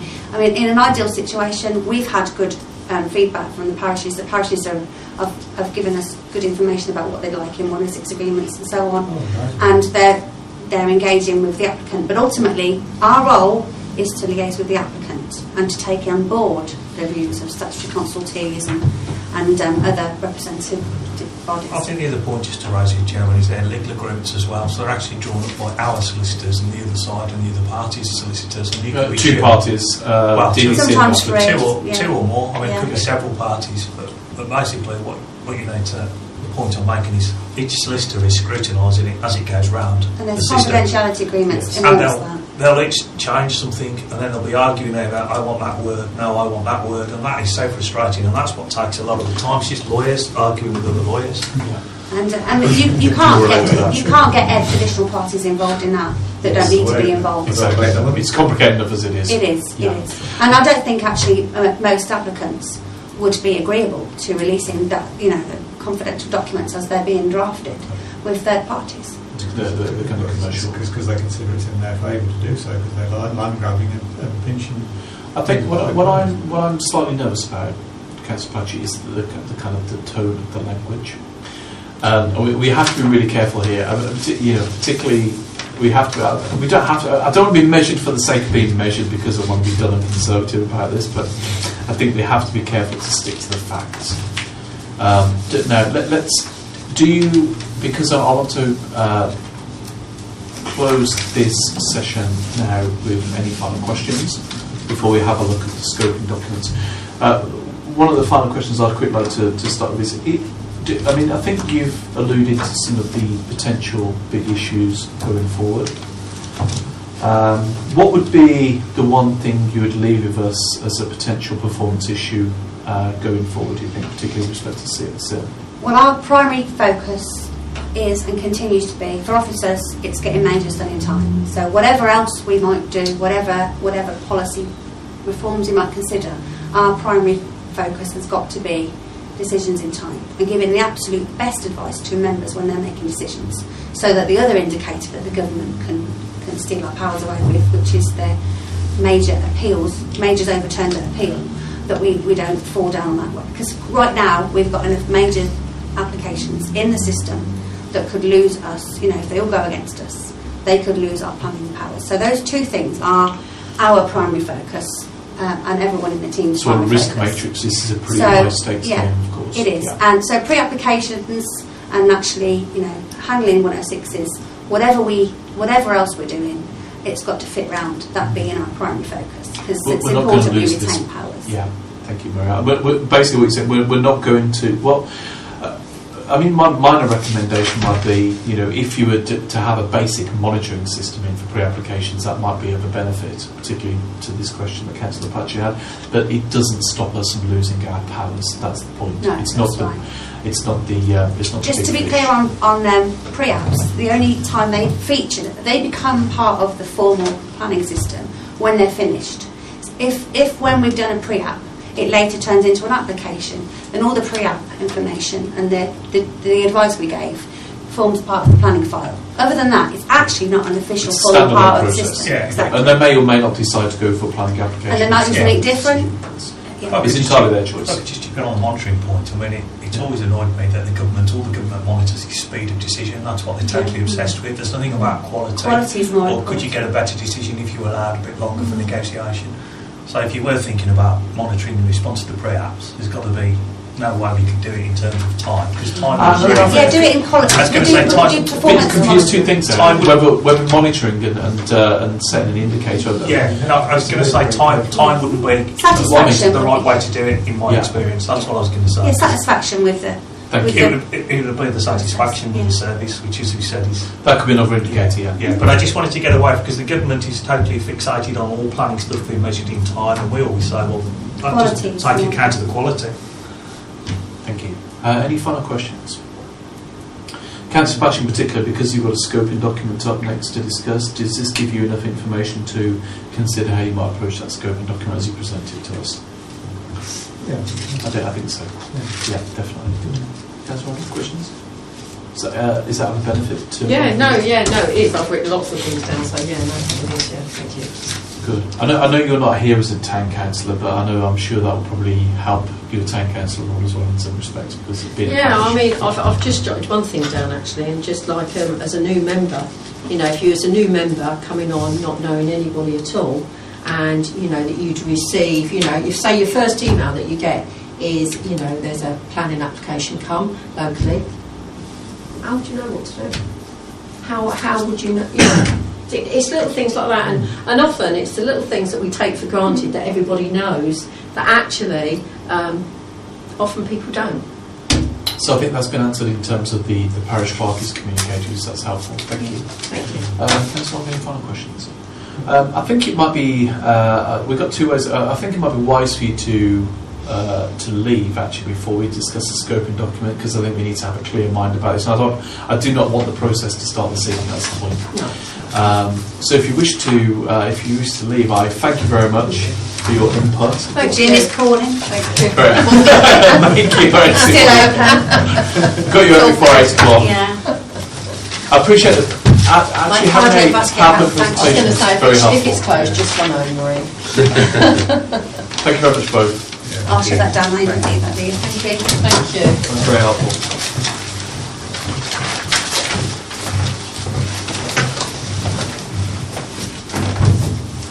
So we give them a moment to leave, and we'll. Let's not have a break time, but if you need to get water, please get water and then quickly come back.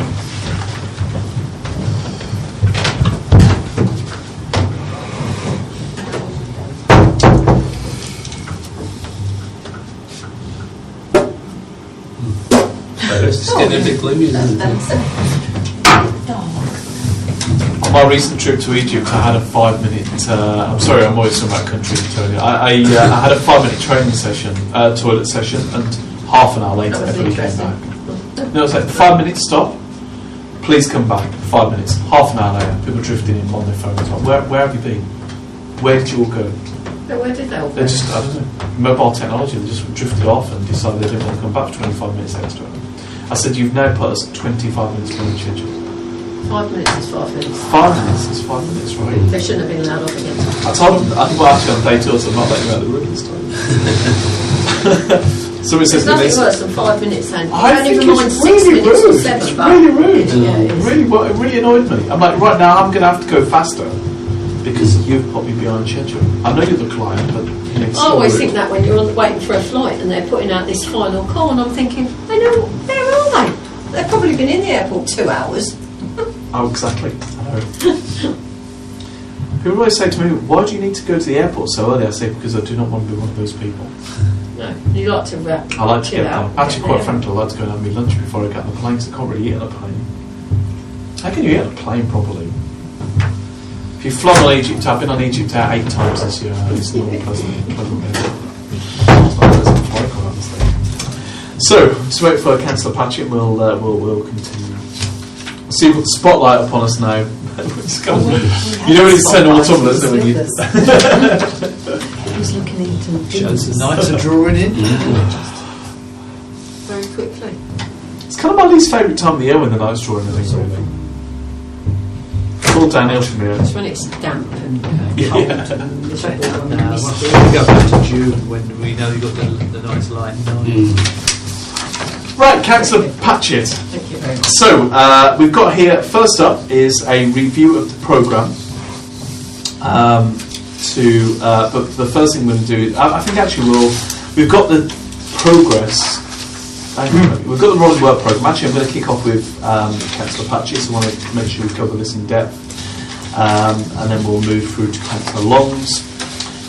We were on C, we're meant to have an update from Councillor Perry. Councillor Perry clearly is not here. So, right, Councillor Patchett, let's go straight to yours. Let's get this sorted. So, with all these, the tradition is you give us an outline of your thinking. We have not accepted this as a document you'll be working with as yet. That's the point of this next stage on the agenda. I think there was definitely some food for thought there, but let's begin as a mean to go on, in which case it's about, we're here to look at performance issues. The performance issue may be caused by the way the system is structured or policy or what have you, but the fundamental angle we go in at is the performance issue. So let's have a look at yours. It may well be you've reflected and there are things you might want to change, but let's go through it and talk to us about what you want it to look like in respect of this last presentation. Over to you. Okay. I mean, there's quite a lot of stuff that's been discussed already this evening, so I'm a bit conscious of the fact that we might be going over the same old things, but if you want to cross things off or add things, that's fine. We can do that now before you start, but what we want to do is optimise your time. We don't want to be dragging on for months with something that doesn't need it if we can be focused on our activities on other areas. If it's a quick turnaround, come back next meeting, there's a full document, then I'll be happy with that. So perhaps you could jump straight to the task aims. Yeah, that was kind of what I was thinking. I mean, we've heard from Keith and Maria that they feel that they don't need to, or that there isn't a requirement to have communication between parishes and with regards to 106 agreements.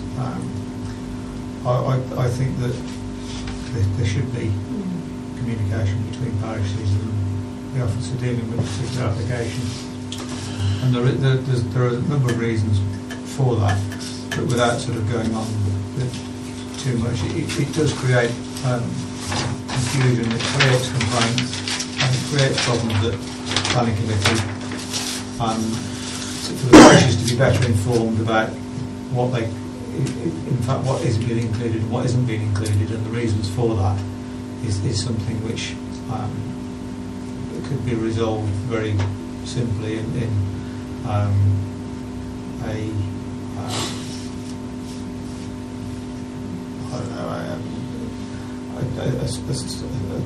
process that officers can follow. Let's go back to some of these. Without wishing to kill it, let's give ourselves a quarter past as our deadline, absolute finish point on this one. If you look at defining a pre-application procedure,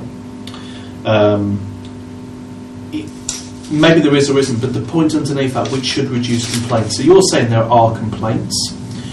What I would recommend you would do, you would establish whether there are complaints and the nature of those complaints, because that is then a performance basis for the work. So a point that you might want to do is take your panel away and say, we want to do some more investigation. And that investigation might be a discussion with the councillors, particularly on planning potentially, but I think we just have to be careful of the instruments for operation here. That might be one way. So you could keep that broadly as it is for pre-planning, but actually I think it needs some more investigation work. I think there might be claims here without evidence, and that really defines our remit towards the evidence. I mean, the problem with evidence is that we're going into the definitions of talking about individual applications as evidence, which I didn't really particularly want to go there in respect of Maria saying that there's no complaint, but people don't necessarily complain as a formal complaint to officers. They complain to their ward councillor, they complain to the parish council, which is then disseminated then to us or to in some way or other. And there might be grumbles. They might not be official complaints because there would be no grounds for an official complaint to be upheld. But they're grumbles about things like a particular applicant for a pre-application might agree to an extension of time, or might not realise that there is a full week, 20-day time, and for officers just to react to people who are screaming about why haven't you done it isn't really the right way forward. I mean, it needs to be proactive in that this is a process of this is the time scale that we expect to respond to here, and then officers should be, if there's a reason why it can't be done in that time, then they should be saying, well, right into the applicant and saying, well, we're not doing it because we're waiting for the conservation team or we're waiting for whatever. And we had this with the housing thing, and there wasn't that update being handed out. And one of the things with where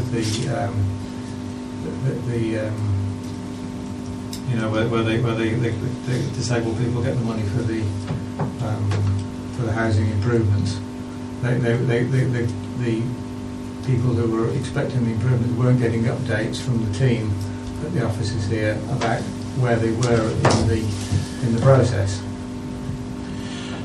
Councillor Patchett, I'm going to come to Councillor Randall in a moment, but I'm concerned actually now I look at this again in light of the presentation we've had, that I'm not entirely clear about what your thinking is, and I don't necessarily think we've got a clearly defined data issue. And I understand your point about some bit more grumblings and so on, but I think we can't really act on grumblings. There have to be in a formal procedure, some formal monitoring system. Is there a complaint, etc. And I think here there was a complaint. I think we have to use these metrics that we have to hand, these key performance indicators. Let's come back to your point in a second. Councillor Randall. Yeah, mine would be quite simple actually, and it's almost like what to expect, for perhaps the parish and the applicant of, obviously we've heard that they go in scale order, so it may be that 20 days is not, I don't know if there's any law against how long it's supposed to be, but for 20 days, like Maria said, they have got data, but if a lot of them aren't being responded to by 20 days, perhaps maybe look at putting it back to 30 days.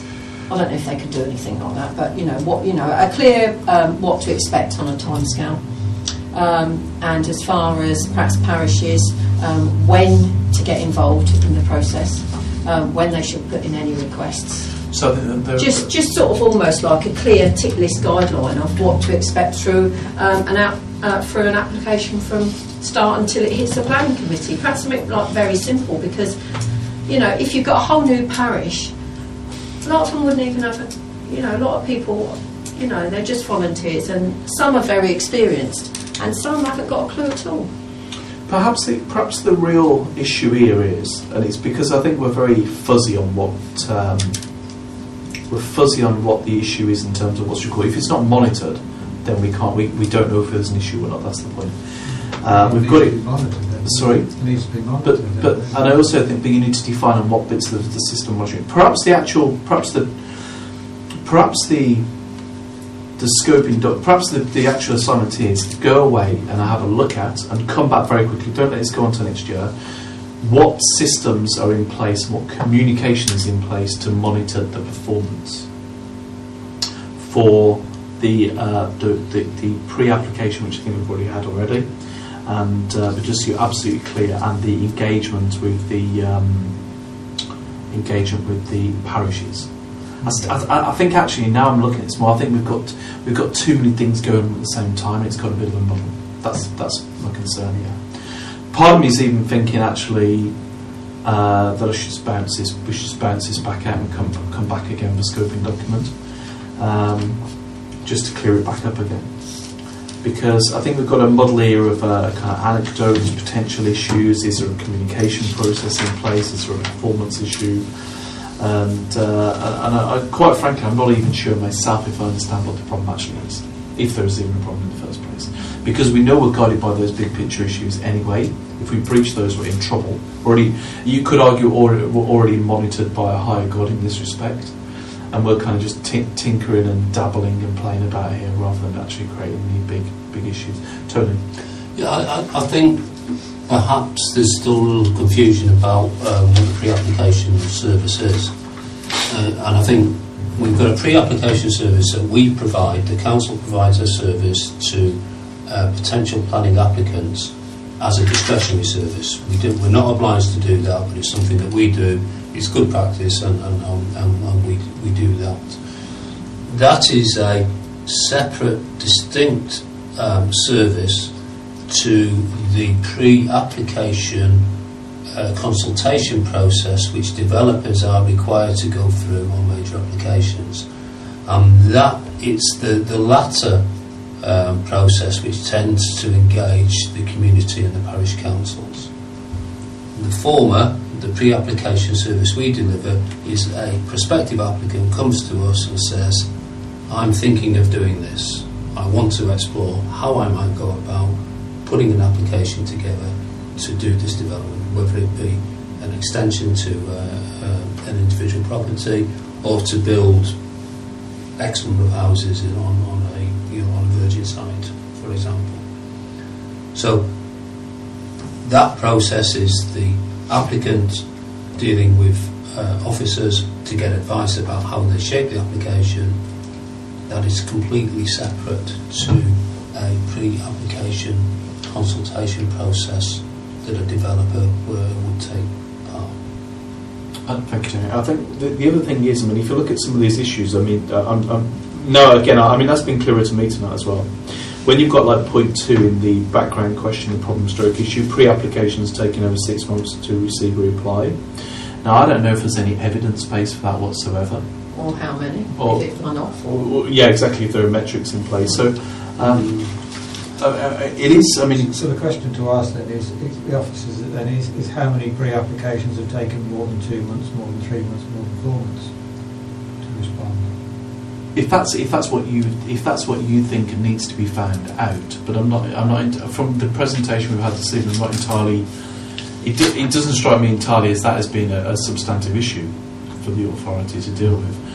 Can we go and see Councillor Long? You're sitting there quietly, so I think you're probably listening, kind of having some views on this. Have you any thoughts about this, Councillor Long? But I have to say that in some respects, I think potentially there is the cart before the horse here.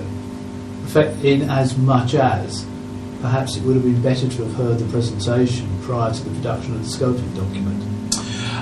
Yes, you're probably right actually. But I think what we did was, I mean, because I personally went and spent some time, Councillor Patchy as well, Councillor Patchy and I discussed other ways to, and then obviously subsequent meetings. It was obviously a better way to say, is there a way we can use this to? Perhaps you're right. Perhaps actually having had the presentation, that's kind of killed the scoping document because we're in the clear on it. That would be my impression. That's why I've not asked questions. I've sat here and learned quite a bit from the presentation. But at the end of the day, I think that has actually probably fulfilled many of the inquiries that you would actually want to have made. I think. I mean, that's the point. We don't have to. I mean, we don't unless you're absolutely hell-bent and you think there's an issue still. We don't have to do anything in the scoping document. It's not our duty to go and say let's just do it anyway. I mean, if you're convinced there is a problem that still requires scrutiny, a substantive performance issue, then tell us how you think this should be structured. Or perhaps you want some time to go back and reconsider and come back with another one if you still think there is an issue. I mean, there is an issue in that, you know, like was said, you know, when you're providing something which is free, you know, you kind of take it with the amount of everything that you get for free. It's just, you know, something that you get. When you start paying for something, you expect something that's more substantial. And in the case of South Northampton, I mean, I've seen some of South Northampton's pre-application responses, and the officers are quite correct in that there's a lot more detail. But the basis of it is that on the simplest of pre-applications, there is a basic 2-page form for the officer to fill in, and it has some very simple questions in it. It's a case of, if you've got, I mean, if I was the officer and I was looking at there and I've got to fill this form in, I'd make a quick, simple tick box, a little bit of a note at the bottom, and the job's done. And every applicant gets this tick box sheet. Now, obviously, major applications, there's other stuff that goes with it, and you know that's a bit more complicated. And I wasn't really intending on going into that in any more detail. But to see that, okay, South Northampton does it this way, the borough does it another way. Kettering and all those others do it another way. And so to find a sort of a rounded, nobody knows everything, and nobody is always doing everything perfectly. And the point of it was that there might be suggestions that this panel could make that would improve the service. Okay, let's stop there. Pat, quickly interrupt. Yeah, I was only going to say one thing about improving the service. You need to know what level your service is at before you look at either improving or whether it even needs improving. So perhaps one of the suggestions I think you mentioned earlier was perhaps to send an email to every councillor to see if they've had any issues at all in their parishes, because it might be that just poor old you have got them all and nobody else has had a problem whatsoever. You can't fix a problem till you know there's a problem. Well, I think that by the same definition, you can't come to scrutiny to say that. I know part of our objective is to look to see if there is a problem. But then we should always be looking as well at ways of, improving. As the committee name suggests, I think I would like to interrupt this next comment. I think you maybe quite rightly from experience, Councillor Patch, you understand or think there is a problem. I think tonight we've had, perhaps the area is the pre-application process. It takes, in terms of commercial value, for want of a better word, it's a small piece of the jigsaw. And I think there could be a piece of work there which you could go away and look at and actually come back to us next meeting with the final report. I think it's a small job. But actually, is it in the grand scheme of probably the projects that we could be doing? We were looking at 61, I think it was 61,000 last year. I'd say only. Is it of sufficient merit, issue to look at? I mean, if you've got one complaint in £61,000. 41,063 so far this year to date. So it looks like we're going to have a bumper year this year, I think. Is that correct? No, sorry, 24k this year, 63k last year. There's going to be considerably more pre-applications and the like. Is there anything, first of all, before we get to that, but look at in terms of strategic importance to the council, looking at the other issue of SIL and the income and the risks to the council, is there a bigger piece of work that we need to focus on there than this one? I'm kind of keen to split them up because we're confused them in our minds.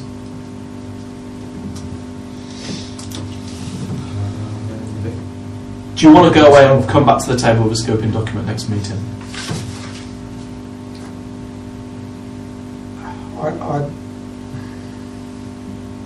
I mean, what sort of puts into the mix is that I alluded to, Chairman, before the meeting, that senior management has reacted to some of the issues that this has highlighted and employed 2 extra staff to deal with this particular issue that isn't apparently there.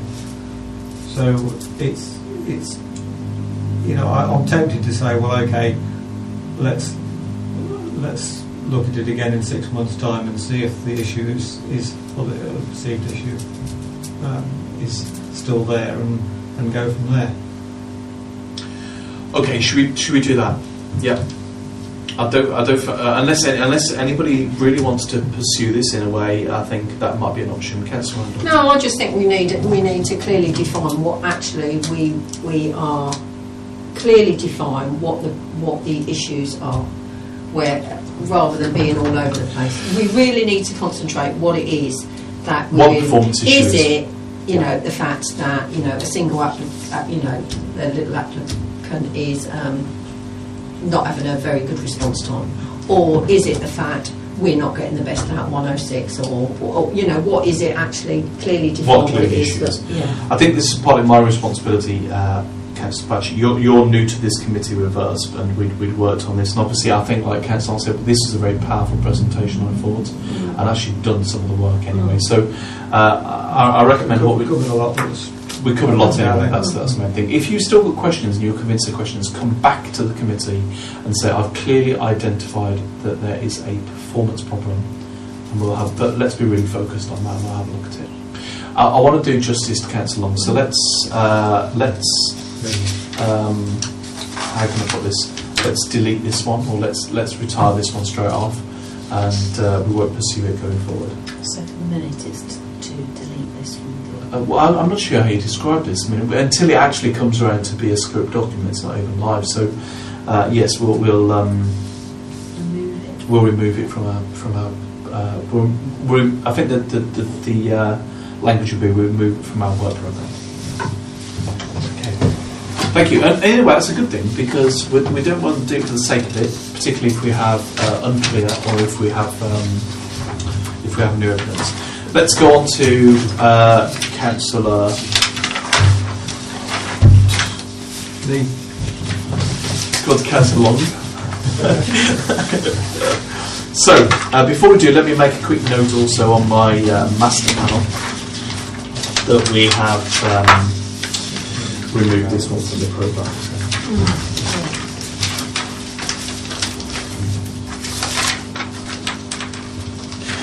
In actual fact, it would just be. I think it's appropriate. So we've removed it from the programme following the presentation, which illuminated the subject.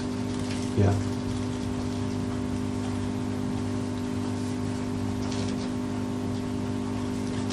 I don't think we need to take proposals and second on this. Right, Councillor Long, over to you, 8:15. Well, hopefully mine's going to be relatively quick. In as much that you have my written introduction to what I'm seeking to do in front of you. It's there for my notes, it's there for you to take away. But the principle is that we are in a period of time where finance from government is being reduced. There is a requirement from communities to increase services, etc. But as I said there, the two don't go well together because we're being asked to do more, but with less resources to do it. It's got to be a sensible way of doing this. The way in which it's been chosen to do this, to deliver for numbers of communities, is in fact to do it in partnership. The crematorium was done by Rugby, which serves Daventry and Rugby. We're looking to do improved broadband. That's a partnership with NCC. We've already shown that we've done services together. The waste one in terms of with the borough, etc. Now, this should not take terribly long. I've said 4 months. It could be done quicker than that, Chairman. But a lot of it is that I see that the sort of partnership working is going to be a template for the future because local authorities are not going to be able to afford to do it themselves, and where they can work with other authorities where there is commonality of cause, then there's no reason why they should do it individually. You should share information, work together, and in fact share resources if necessary, and obviously share the benefits. Because this is something which we have done, but it's still relatively new to this authority. I don't know whether there is a policy on the way in which we work together, procure together. I don't know whether there is a strategy for it. Perhaps Tony, you can advise on that. But certainly, from my point of view, where with the things Bob was talking about, we're talking about £60,000-70,000 potentially. We're talking about anything up to multi-million-pound contracts. Significant reputational potentially damaging as well. Significant reputation damage. We've seen the potential for that with the AV contract, etc. We have seen problems go wrong with Soul Leisure in the past. I feel that it would be right that this committee should actually take a look at the way in which we work with other authorities to see if there is good practice, if we document good practice at this present moment in time. And that should in no way indicate that I don't believe we do, but until we've done the investigation to review, etc. And equally, we are in a position whereby, because we have done certain things in the past, the crematorium being one of the most recent, we do have members who have experience of sitting on a committee working with other members from other authorities. And I think it would be really good to be able to get the feedback of how they felt that went, what information they got. Did it work harmoniously? Were they fed the information? How could they feed that information back into this authority to improve things? I suspect at this moment in time, Chairman, that there is no feedback into this authority of what they found out. This report, this investigation, could in fact be a way in which we can channel that back. Take a look at the various documents, etc. Is there any? Do they work? Is it right for what we want to do? And is there some sort of parameter that we can lay down for the future which ensures this authority is in a robust position to go on and look at other things in the future? And there are some benchmarks for it. It could be, you see, that we come back. I've already laid down in the scoping documents the process of getting the documents, reading the documents. So documentary review as a stage one, really. Yeah. And it could be, you see, is that once you get to stage one, you turn around and say, actually, I've read it, I've looked at it, actually, I think we do really quite well. However, if you look at stage 3, which effectively is the interview process, there has got to, I genuinely believe there has to be value in debriefing the people that have been on these committees to find out what their practical involvement was and what they felt they learned, so that is a mechanism of thinking back into the authority. Good, turn around and say everything's absolutely fine, but this was identified, that was identified, those could improve, because this is the practical side of what we found rather than anything else. And that's my reason for doing it, Chairman. Thank you, Councillor. So there's a difference here. So, no disrespect to Councillor Apache, there's put a lot of work into that scoping document. There's an insubstantial evidence base from the previous one, and on this one there's no evidence base whatsoever. None at all. But that's not your premise. No. Your premise is to explore the area to see if there are. Whilst the difference here, there's a clear difference between here and that is when we get into discussing planning. It's quite a complicated area anyway, because it's straight to different areas. And fairly detailed, if I say so. And fairly, yeah, exactly. So this is an area where, to my knowledge, nothing has been done in terms of this scrutiny analysis. Sorry, when I said detailed, what I should have said actually, it was fairly well documented as well as this presentation done. Yes. Mine is not. This is not particularly well documented in our thinking so far, and because lots of these will be potentially emerging in the future. Councillor Randall, do you have a question? Yeah, I was actually. No, I was just going to say the witnesses. The witnesses you've got in council, and you had mentioned back on.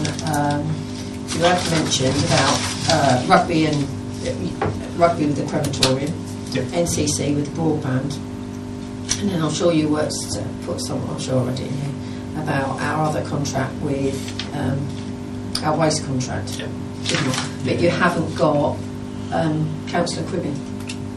The reason I didn't do it, I actually used the waste contract as an example. Right, okay. But because we have done so much work on the waste contract, I chose not to go back down that route. The two areas that we have not done a lot of work on was the NCC one, which would be Wayne Howard and Simon Bowers, and equally the crematorium, which is the more recent one, where we've got Catherine Lomax and Richard Atterbury, plus once again Simon Bowers, Ian Vincent, and Chris Miller for that matter, because of the negotiations that he's actually had at county.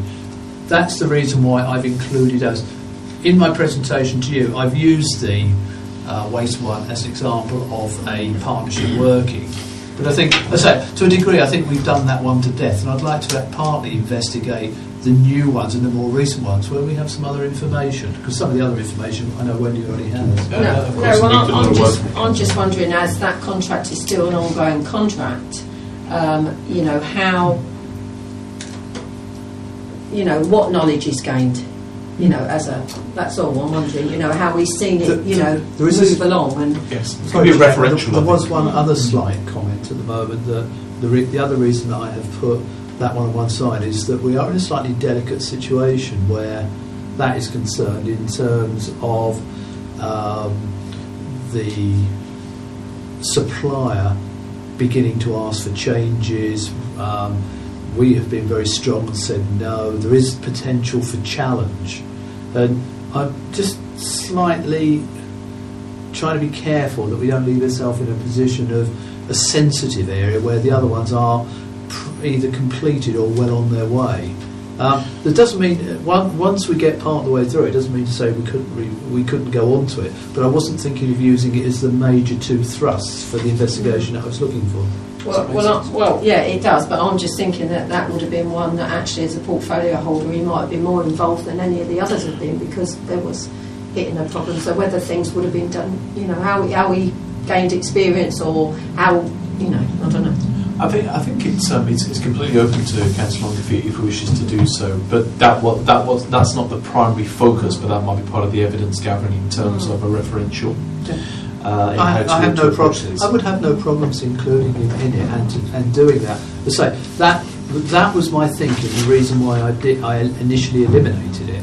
I just don't want to go into areas of sensitivity at this particular moment in time when I have other areas which are less sensitive, recent, because broadband is current and the crematorium was opened not that long ago.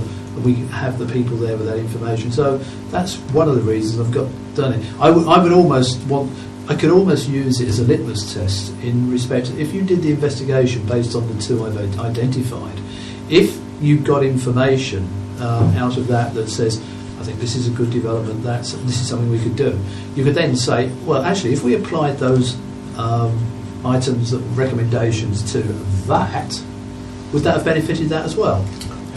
So for the future. Yeah, it would be good to keep that there. I mean, I don't disagree with Wendy, and I don't disagree with possibly talking to Daniel, but I do think that if you were to keep that as the test to see whether anything has come out of the other two for which that could be the tester for it, then I'll be more than happy to put it there, and to include Daniel in the list of people to be spoken to. Absolutely, witnesses. Thank you. I think forgive the analogy, this is all about light, I think, shining light in difficult places. Now, we know, Councillor Randall, yours was a bright beam on this issue, and we know that activity is taking place at the most senior levels. We can scrutinise that one to death, but in terms of the underlying issues, we know they're being dealt with. I think in terms of Councillor Patchett's assuming it's a kind of a candle, which kind of maybe is a bit blurry in the wind. But here, this particular project, I think it's quite refreshing. I think there's some issues that we were there at the council and we were talking about broadband, and I know particular issues about the comparison of money spent on broadband compared to other ways we communicate, etc., be in touch and whatnot. So there is a very deep issue there, I think, which would require some attention. Does anybody have any other questions about this in terms of needing clarity to understand the purpose of the document? Tony, do you have a comment? Well, just a couple of observations, really. I think picking up on the last bit of discussion around potential to involve Councillor Cribbin. I think what this is about, certainly what I read this is about our relationship as a partner with other local authorities to deliver. And to a degree, that was part of the issue that your task panel picked up on the Northampton. With Northampton on the West project. And I take Councillor Wong's point that has been, to use I think the phrase you used, done to death. And I don't think there's a lot to learn from that particular one at the moment. But I think probably there is certainly worth testing these partnerships that have been identified. What I would just, again, as an observation for consideration is whether there's any value in speaking to officers and or members from the partner organisations to get their view of us as a partner, and also in terms of outcomes, or perhaps something around whether partnerships are delivering what they were intended to do. I'm happy to. I'm more than happy to do both that, especially the principle of talking to officers, members in the other authorities, because it's our story about we see it from one side. I'm interested to see how they see it from the other, because whatever comes out of it will actually be a much more balanced review. Yes. Different stakeholders. I don't have no problems with that at all. Yeah. One question I would have, a very practical question, Councillor. You have no task members listed. Are you going to fly solo on this one? Yeah. Or? Yes. I think you, with all due respect, you probably have the time. I've got the time, but also got the experience of contractual work. Exactly. For own business. And now you're not the chairman this year. In many ways, I think to do some of this, no disrespect to anybody, contractual law, etc., and the way in which it works is integral to what I want to do. It's something that I've done. Gives you something to get your teeth into. Yeah. In that case, then, so that's good news. I mean, I think this is a comprehensive piece of work. But in terms of your completion date, I mean, if you look at what Councillor Patchett was proposing, it's actually coming back in February. But what I would welcome is an update in the November meeting. What I would like to do, Chairman, effectively, you've seen the timetable as laid down in the document. Yeah. Should be to give you a report report in the November meeting based upon that timetable where we are likely to have got. I mean, it could be we're in advance of it. It may not, but certainly there would be. That's at least interim reports. Yeah, there's no problem. Yeah, it doesn't necessarily have to carry recommendations, but your progress to date. Absolutely. That would be very helpful, because I think what I would like to do for the next meeting is schedule that as a listed item of a paper document. We're not expecting as your final report, but I think we'll need some more discussion about it. But it will keep the momentum going. And I think we could have a very valuable discussion about that at the next meeting. So, Wendy, if we could make sure that's scheduled, please, that'd be helpful. So I'll put on the master table that interim report. Can we describe it as that, please, Councillor? Yeah. So The interim what progress, the content is. interim progress report, whichever way you want to term it. Okay, so thank you.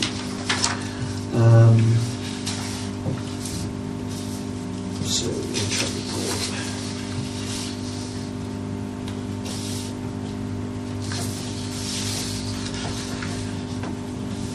That's the 11th of November, isn't it? It's the 11th. I think it's the 11th, actually. I've got it written down. Yes, it is 11th. Just over a month away. Got quite a big gap here, actually, haven't we? 2 months. Just about nearly 2 Is that months. okay, Councillor? That's fine. So, report due the 11th of November. Any final comments, questions? Happy to accept this one? Yeah. Councillor? Could I just ask a piece of help from Wendy, please? Wendy, could you establish for me if there are strategies, if there is a strategy document or any documents related to this that the authority has? So, a policy position is probably a starting point. Yeah. Is there a strategy? Is there a written strategy or policy document which exists? And if so, please could I have copies of them so I can actually take them away and review them? Because that to me would seem to be the perfect starting point. Yeah, kind of like the policy, then the strategy, and etc. etc. Yeah. That's in relation to This would be to this project. Yeah. Do you have a policy on working with local authorities? Please. Okay, good. Anything else? Good. Nicely completed. Thanks for this one. Good. Moving on. So that's B. We should have an update now from Councillor Perry. I don't know if anybody's heard from Councillor Perry at all. I've called Councillor Perry more than I've called you, Councillor Randall, and he hasn't responded either. People tell me that people don't like Councillor. I'm a cynic, right? No. Last time I know he works straight in, it wasn't particularly well, but I mean, the last time we saw him was last council meeting he attended, I think. Yeah, let's, in that case, we'll roll that over for the next one. I will continue to pursue him. It's very unusual. Let's move on to the discussion, item D. We put here that there was, it's kind of like a kind of seed potentially, but it's actually kind of weaves into Councillor Long's, and this is, if there's any comments or anything thinking we had around the community wellbeing projects.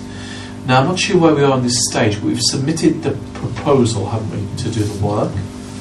And if that doesn't come to pass, then this could all be irrelevant. But I think in terms of the same position, the council, if we're starting to put these big projects together, is there anything we need to be thinking of from a scrutiny perspective? This is a small opportunity to see if anybody wants to discuss, if we want to discuss any of it, or if there's anything there that might inform our scrutiny. Particularly, Councillor Ron, I know you had some concerns at the meeting. Maybe if you wanted to give us any of your thoughts on that stuff. Is this an area of scrutiny, do you think, perhaps? My biggest concern was the fact that it's something that the county council's getting rid of and putting it out. And if they're getting rid of it, and we're going to try and manage it on a lot less funding, and if it goes wrong, we're going to be the one. That's my big concern. I just think, what do we know about health? I mean, the county council have been managing health for a long time and are in special measures all over the place. We know absolutely nothing about health, really, because we've never really dealt too much with health. I don't know. I mean, we have got, if you talk to different voluntary organisations around here, I mean, they are crippled, they've got no funding, it's awful times, and I'm just fearful.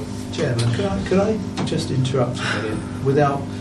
We don't have a lot of information at this moment in time. Yes. With regard to this subject. If you combine this with your comment on with item 7 to agree a portfolio holder to attend on the 11th of November. Yes. Would it not be better to bring the portfolio holder responsible for this in? This is a very good point, actually. At that particular time, bring the information with them. Yeah. And then defer that to them, because otherwise we could be doing council patching, which we've actually got. It's a very good point. Calm before horse in this instance. Yeah. Bring it in, get the information, and then consider it. At that point, then we will do this in a knowledgeable position rather than actually at this moment. Because one of the other things potentially would be weaving about around council budget. Well, it would mean that we have Maria back in as well. It is Maria's portfolio, this one. Yeah, but at the end of the day, I don't think it should matter as to who it is. It's the subject discipline, because you could go to Tony and bring Tony in 3 different times on 3 different subjects. Just the fact that it happens to be that Tony covers those areas, I think, is irrelevant. We're not talking to Tony as a person. No. We are talking about that particular knowledge on that subject that we need. There's 2 things here: it's portfolio order and officer, actually, isn't it? That's the point. So, but I think we do. I mean, it certainly, as chair, it was certainly my feeling on this subject and of the conversations I had, that this was an area that doesn't feel that it should go unscrutinised. No. There was a lot of unease. There certainly was. If you talk to members of the community who are engaged with in other areas, they're actually asking the actual purpose of doing this anyway. There is a real fear that it just is going to become a talking shop, but it's actually going to go nowhere. That's another reason why I come back to you and turn around and say, we can do little about it at this moment in time. We don't have the knowledge. Bring the portfolio holder and the responsible officer in, give us the information, and then have the debate as a scheduled part of that, when we can do this knowledgeably rather than actually go round in circles. So I think if we use this as a basis to say we appreciate there's a concern, we noted that there were concerns at the meeting, which made us table it at least as a very minor discussion. And therefore we would like to invite the relevant people back in. By the way, I don't. Maybe I'll ask for guidance on this one, actually, Tony. I'm a trustee of CAB. That doesn't give me a conflict of interest on this one, does it? Because we would be a beneficiary, but only if the project went through. Maybe that's worth noting anyway at this point. Yeah, I think, just to help you a little bit, if S&I decided to do some work on it, then S&I would only make recommendations through to Strategy Group and Council. So you're not in a decision-making position on that. Apart from which, with your declaration of interest anyway, you're covered. Exactly. Yeah. So let's let in actually. Should we Tony? Yeah, just a couple of observations again. In terms of where we are with the process, and I'm not fully up to speed with this, but my understanding is that the bid has been submitted. Certainly the bid has been submitted, and we're now in negotiation with the county as part of the bid evaluation process. I don't know the timescales for that, so that might impact on whether the portfolio holder is free to speak about this in November. But I don't see any reason why you shouldn't make the invitation. Yes, I think. Sorry, please. Yeah, and just to clarify, the portfolio holder is Alan Hills, but it also crosses with the housing and environmental health portfolio, which has just moved from Richard Atterbury to Mike Warren from the 1st of the month. Should we call them both in, or just one? I mean, what's the best? How should we? I would have thought at this moment in time, greatest respect to all concerned, you'd be better call Alan Hills in. Call Alan Hills. Yeah, in as much. Yeah. Alan's been in post for some considerable time. Yes. Mike is relatively new to it, and probably, whilst he may wish to come on the basis of learning, Alan is probably likely to produce more information. He's also a county councillor. I mean, we won't speak to him in that capacity, but he might have a different. He will have the experience. He'll have the experience. experience. Yeah, Councillor Randall first. No, I was going to say I think it will be good to call Councillor Warren in because obviously we know he's new to the role, but it might be very informative for him as well. And he might, obviously he's going to know. He's going to start learning, so he's. He might have some input. Yeah, I think it would be good to do both. Yes, it's a learning experience for him. That's right. Yeah, it is. Yes, Tony? Well, I'm in agreement, actually. I mean, not that it's for me to agree or I know what you disagree. mean. Your advice would be in agreement. Yeah, I understand. But my understanding is Councillor Warren has been involved in the discussions. He's probably more up to speed than you might think. He's been shadowing Councillor Atterbury for some time. Thank you. Well, that's important. Councillor Patchett? Told me the other day, just as an anecdote, that Councillor Atterbury's not sharing too much with him at the moment, but that was on our last slide. No, I mean, it was just Tony, Mr. Chairman, is there a plan B should we not win the contract? I mean, that's sorry, Chairman. Yeah, please, no, that's a position for the County Council, not for us. We are putting ourselves forward as in a consortium with other partners to take on some of the work. I mean, we provide some of the services. Yeah, there will be an impact for us on particularly around care and repair, but it is likely that whoever manages the function that they will be drawing on care and repair to deliver part of that. It's difficult to say at this stage, but it is in our sort of in our thinking and our risk analysis. Thank you very much. So that's very helpful. In that case, then let's can we resolve to call them both in and give them the brief is let's be clear on this. I mean, the overview is to update us on the progress, but I think we need to look a little bit deeper on this, and that's the policy related thinking. So can we make that the brief? So the policy related thinking behind this submission. So okay, Wendy. We haven't had Councillor Hills in yet, have we? So it's quite interesting to have him in. So policy related thinking and progress. And we'll say, and can we just also extend that to operational implications? Great. So it gives them a wide enough brief, but basically they know the angle that we're coming from. Good. That's I think actually, unless you've got let's. So I think that was very good actually, very helpful to get it out there. I think we spotted it early. We've done an early detection routine. We've got an action to call two portfolio orders in. Do we? Final point on that. Do you think we need any? I'm going to actually ask Tony. Do you think we need any officer support on this one? Maria come too? I suspect that Maria would want to come along. I mean, generally, an officer will support the portfolio holder on those. But actually, I don't want Maria to lead. I want Maria to be here as support, okay? I think it's fair to, sure this will appeal to you, Councillor, hold the portfolio. No problem to account. Good, let's do that. So Maria to support. And we can basically get them to push their case and get them to clearly articulate. Okay, so Councillor Patchy, it's not just you, it's not just Councillor Lomax. We can all do it. That's our job, to scrutinise. Good. Right. So do we? I'm just going to use my liberty just to jump to 7 a second. Do we want to agree anybody else to come, or do you think that'll give us enough to be getting on with at the next meeting? Some quite big things. I think that the thing is, because we live in a fluid situation, that's enough for the moment. Something may arise that will determine who you want after that you don't know at this moment in time. So rather than sort of block it up, I'd stick with the one you've got. Happy with that? Yeah, let's go for it then. So let's go back to the rolling work programme. So that's number 7 done. Rolling work programme, you can see it back in the document.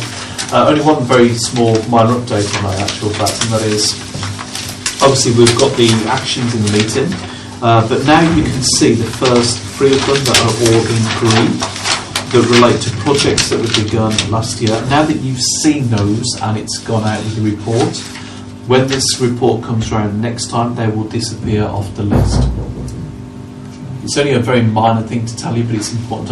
I could have removed them already, but I wanted to make sure you saw them and you could sort of see the status. Last year when I took over this position, I really wanted to make sure we had our own tracking through the system, so we can count those as completed. We've acted upon them. Councillor Randall, I think you led the charge for the most recommendations that we were about to remove. That was good work. I think you were only pipped by one later on in item 6. It was which again was you anyway. It was a learning curve. No, it was good. No, it was fine. I think it was all about clarity. So for the next meeting, we won't have any coming through to sign up, but we have got a chunky project coming through from Council Long, which is very important. And right, finally then, from what we've got there, does anybody want to add or take on a new project? Councillor Randall, I know you were, there's a couple of things there. You were speaking earlier about the kind of recycling performance. Yeah. If there's, not the contract level, but the recycling performance level, if there's anything you want to open up there. Councillor Long, before you, do you need to go? I do. I've got another meeting at 9 o'clock, Chairman. That's okay. We've done with you anyway. Thank you for that main bit. Sorry, but there's only a couple if you of want things. me, I'll stay. But I mean, it's fine. No, it's fine. And it's not in the pub before. We're very nearly there. I was going to say that point of getting more. You're not drinking beer, are you? No. It's another part of my work that I do within the community. So it's charity work. This one. They know that they've delayed the meeting to enable me to do this one. So. They've all been in the pub. They probably have, which might make it even more interesting. We've got a big project out of you, Councillor Long. We're happy with that. Happy to deal with that one. Thank you. And I'll hear from you guys on Wednesday. Good night. Thank you. Thank you for your time. We'll carry on. So, Wendy, did you want to choose anything from the list, or do you want to? There's just lots that interest me. That's the thing. There's nothing. No, there is vision for education. Oh, gosh. I know it's small. Review of Amy performance. I mean, we did always say that we'd come back on that performance. I mean, I know that we see it now, but it would be. It's not always clear for everybody to read exactly where we are, and I would be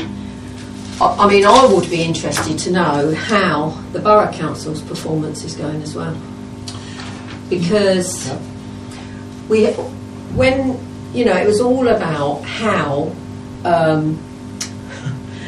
I'm never 100% sure is whether they might take some of our recycling and take it as their load and not as our load. If theirs is continuing to go up and ours is going down, why? How do we know that they're, how the runs go on the lorries? And also, I mean, I know that's operational, so I suppose I'm not allowed to look at that. But it would just, I mean, I did look at it in the beginning of their performance, of how they were performing. I know the recycling was a whole new thing for them, so obviously we expected it to go up. But if they're recycling in the same way as we are, and theirs is continuing to go up, and ours is going down, why? Or am I not allowed to do anything like that? I think, well, I'm not entirely sure if you are or not actually on this one, but I think operational for me is the definition of getting involved in the nuts and bolts of the business. Right, okay. That's their business. Which that is. Which is not, no, you know. Right, so okay. whether they've got shears that aren't very sharp, etc., is kind of neither here nor there in terms of our issue, but because we measure the performance level. But Yeah, whether it's kind of like a benchmarking exercise, again, can I ask? Actually, I'm going to ask you your advice, Tony, if I may, because I know there's some.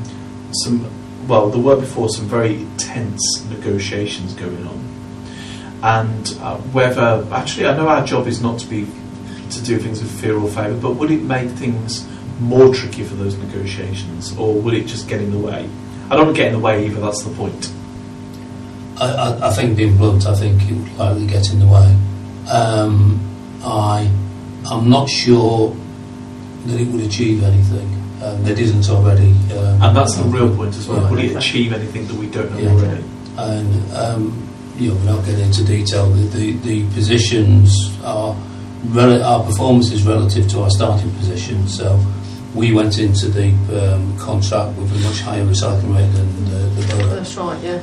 So the borough's has improved, where ours has declined, but they started from a lower Yeah, that's base. right, yes. So there are changes in performance levels, and the borough are are less concerned about the contract or failing to achieve performance targets than we are, because they can show improvement through the contract. Whereas Their town is an absolute disgrace. I walked through it yesterday. It was awful. It is pretty. I agree. I had the thought misfortune it was to be awful, and I thought, you know as what, well. I don't even want to come here. Yeah, so I was with somebody from out of town yesterday. Yeah. Had exactly the same experience. Yeah. Maybe you're right. Maybe that is not. It's No, still okay, not the so time. we won't do that. It's not like a We light. don't want to be. Yeah, it's not like a light isn't being shone there. Mhm. No, it's I a think big we know spotlight. there's a big spotlight. Can I maybe suggest actually a panel which you may want to take on, and that is the corporate plan figures that we get. I think they're better as we've seen tonight. But do you remember we've had this situation before whereby we've said these aren't written for us, so we kind of were onlookers of this information. Yeah. But every time we have concerns about the presentation of the data. I think there's something here in terms of looking at the way the information is presented. Now, I don't think that's a long panel. It's probably a very quick scoping document. I think we could do this in one of two ways. You could either come back around very quickly next time and say there's a scoping document to look at it and see if there could be a more meaningful way to present it. This would involve engagement with the portfolio holders who it is designed for. I'm not talking about changing the figures are set now, that's the plan, but it's the presentation of the data. And you could perhaps put a very, very quick scoping document for the November meeting to say you'll have and then have this back around by February. And I know, because this is one of the things that you look at and you scratch your head on a lot of the information. Is there a better? In other words, the question will be: is there a better way to present the corporate strategic plan performance information? Well, and there obviously is, because we ask questions on it all the time, even to the fact of dates of data coming in. So if we can just really, what we want to do is totally understand it, look at it, and within 5 minutes whiz through it, because we know exactly what it's saying to us. And obviously we don't, because we quiz it every single time we look at it, and it's always seems to be something different that we're quizzing on. And it could be something to do around going back to the portfolio and actually asking them, is this really meaningful for you? Yeah, and actually with your other hat on, does it hold their feet to the fire? Yeah. Yeah, no, that's fine. Would you be interested in taking that one? Okay. Can you come back with a very, let's do it properly, we'll come back with a very short scoping document. Please have some conversations with people to have a one-page, scoping document by November meeting. Okay. Councillor Patchett, I realise you're now redundant for this particular task. I wonder when you were going to get around to that. Do you want to? Do you want to take? So we've given Wendy a task. Do you want to? Do you want to propose anything now? You think you would like to present a scoping document for the next meeting, or bearing in mind I've probably offended the board tonight, would you like to go away and think about it? Well, I mean, the other being my advantage, if you like, if you want to call it that, is the complaints procedure, which I mean that hasn't been reviewed for some time, as far as I know.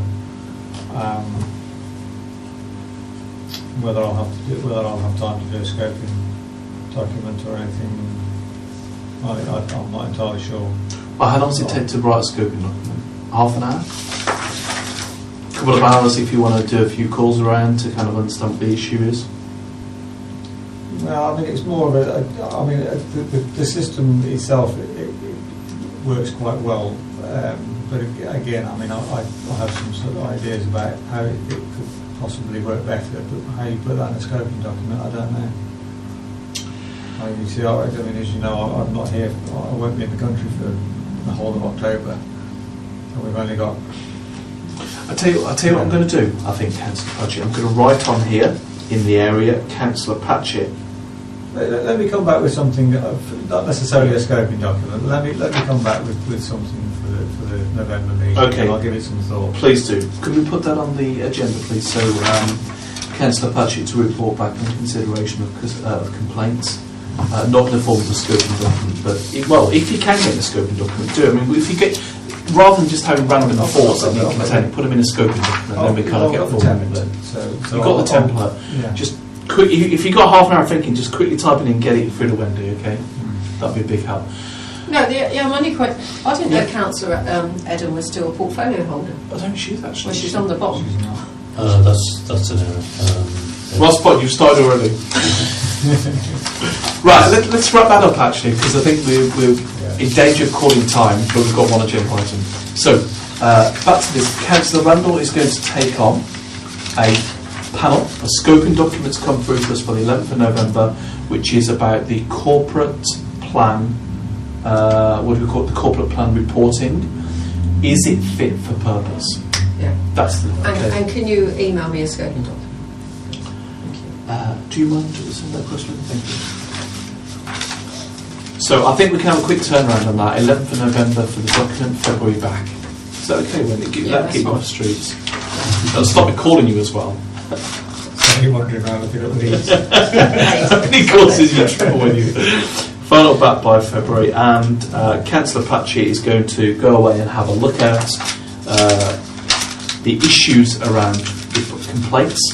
And really would help us for the sake of momentum if you had that back to us as a scoping document. Even if it's a basic scoping document, which is just barely populated, we can at least discuss it properly then, okay? And you know, if we don't like it, we'll just tell you no. So that's that one. Let's, happy with that, we've got enough to be carrying on with, and let's move on to, very quickly, last time we rolled this, we might end up rolling it again, I don't know. We have to discuss the development charter.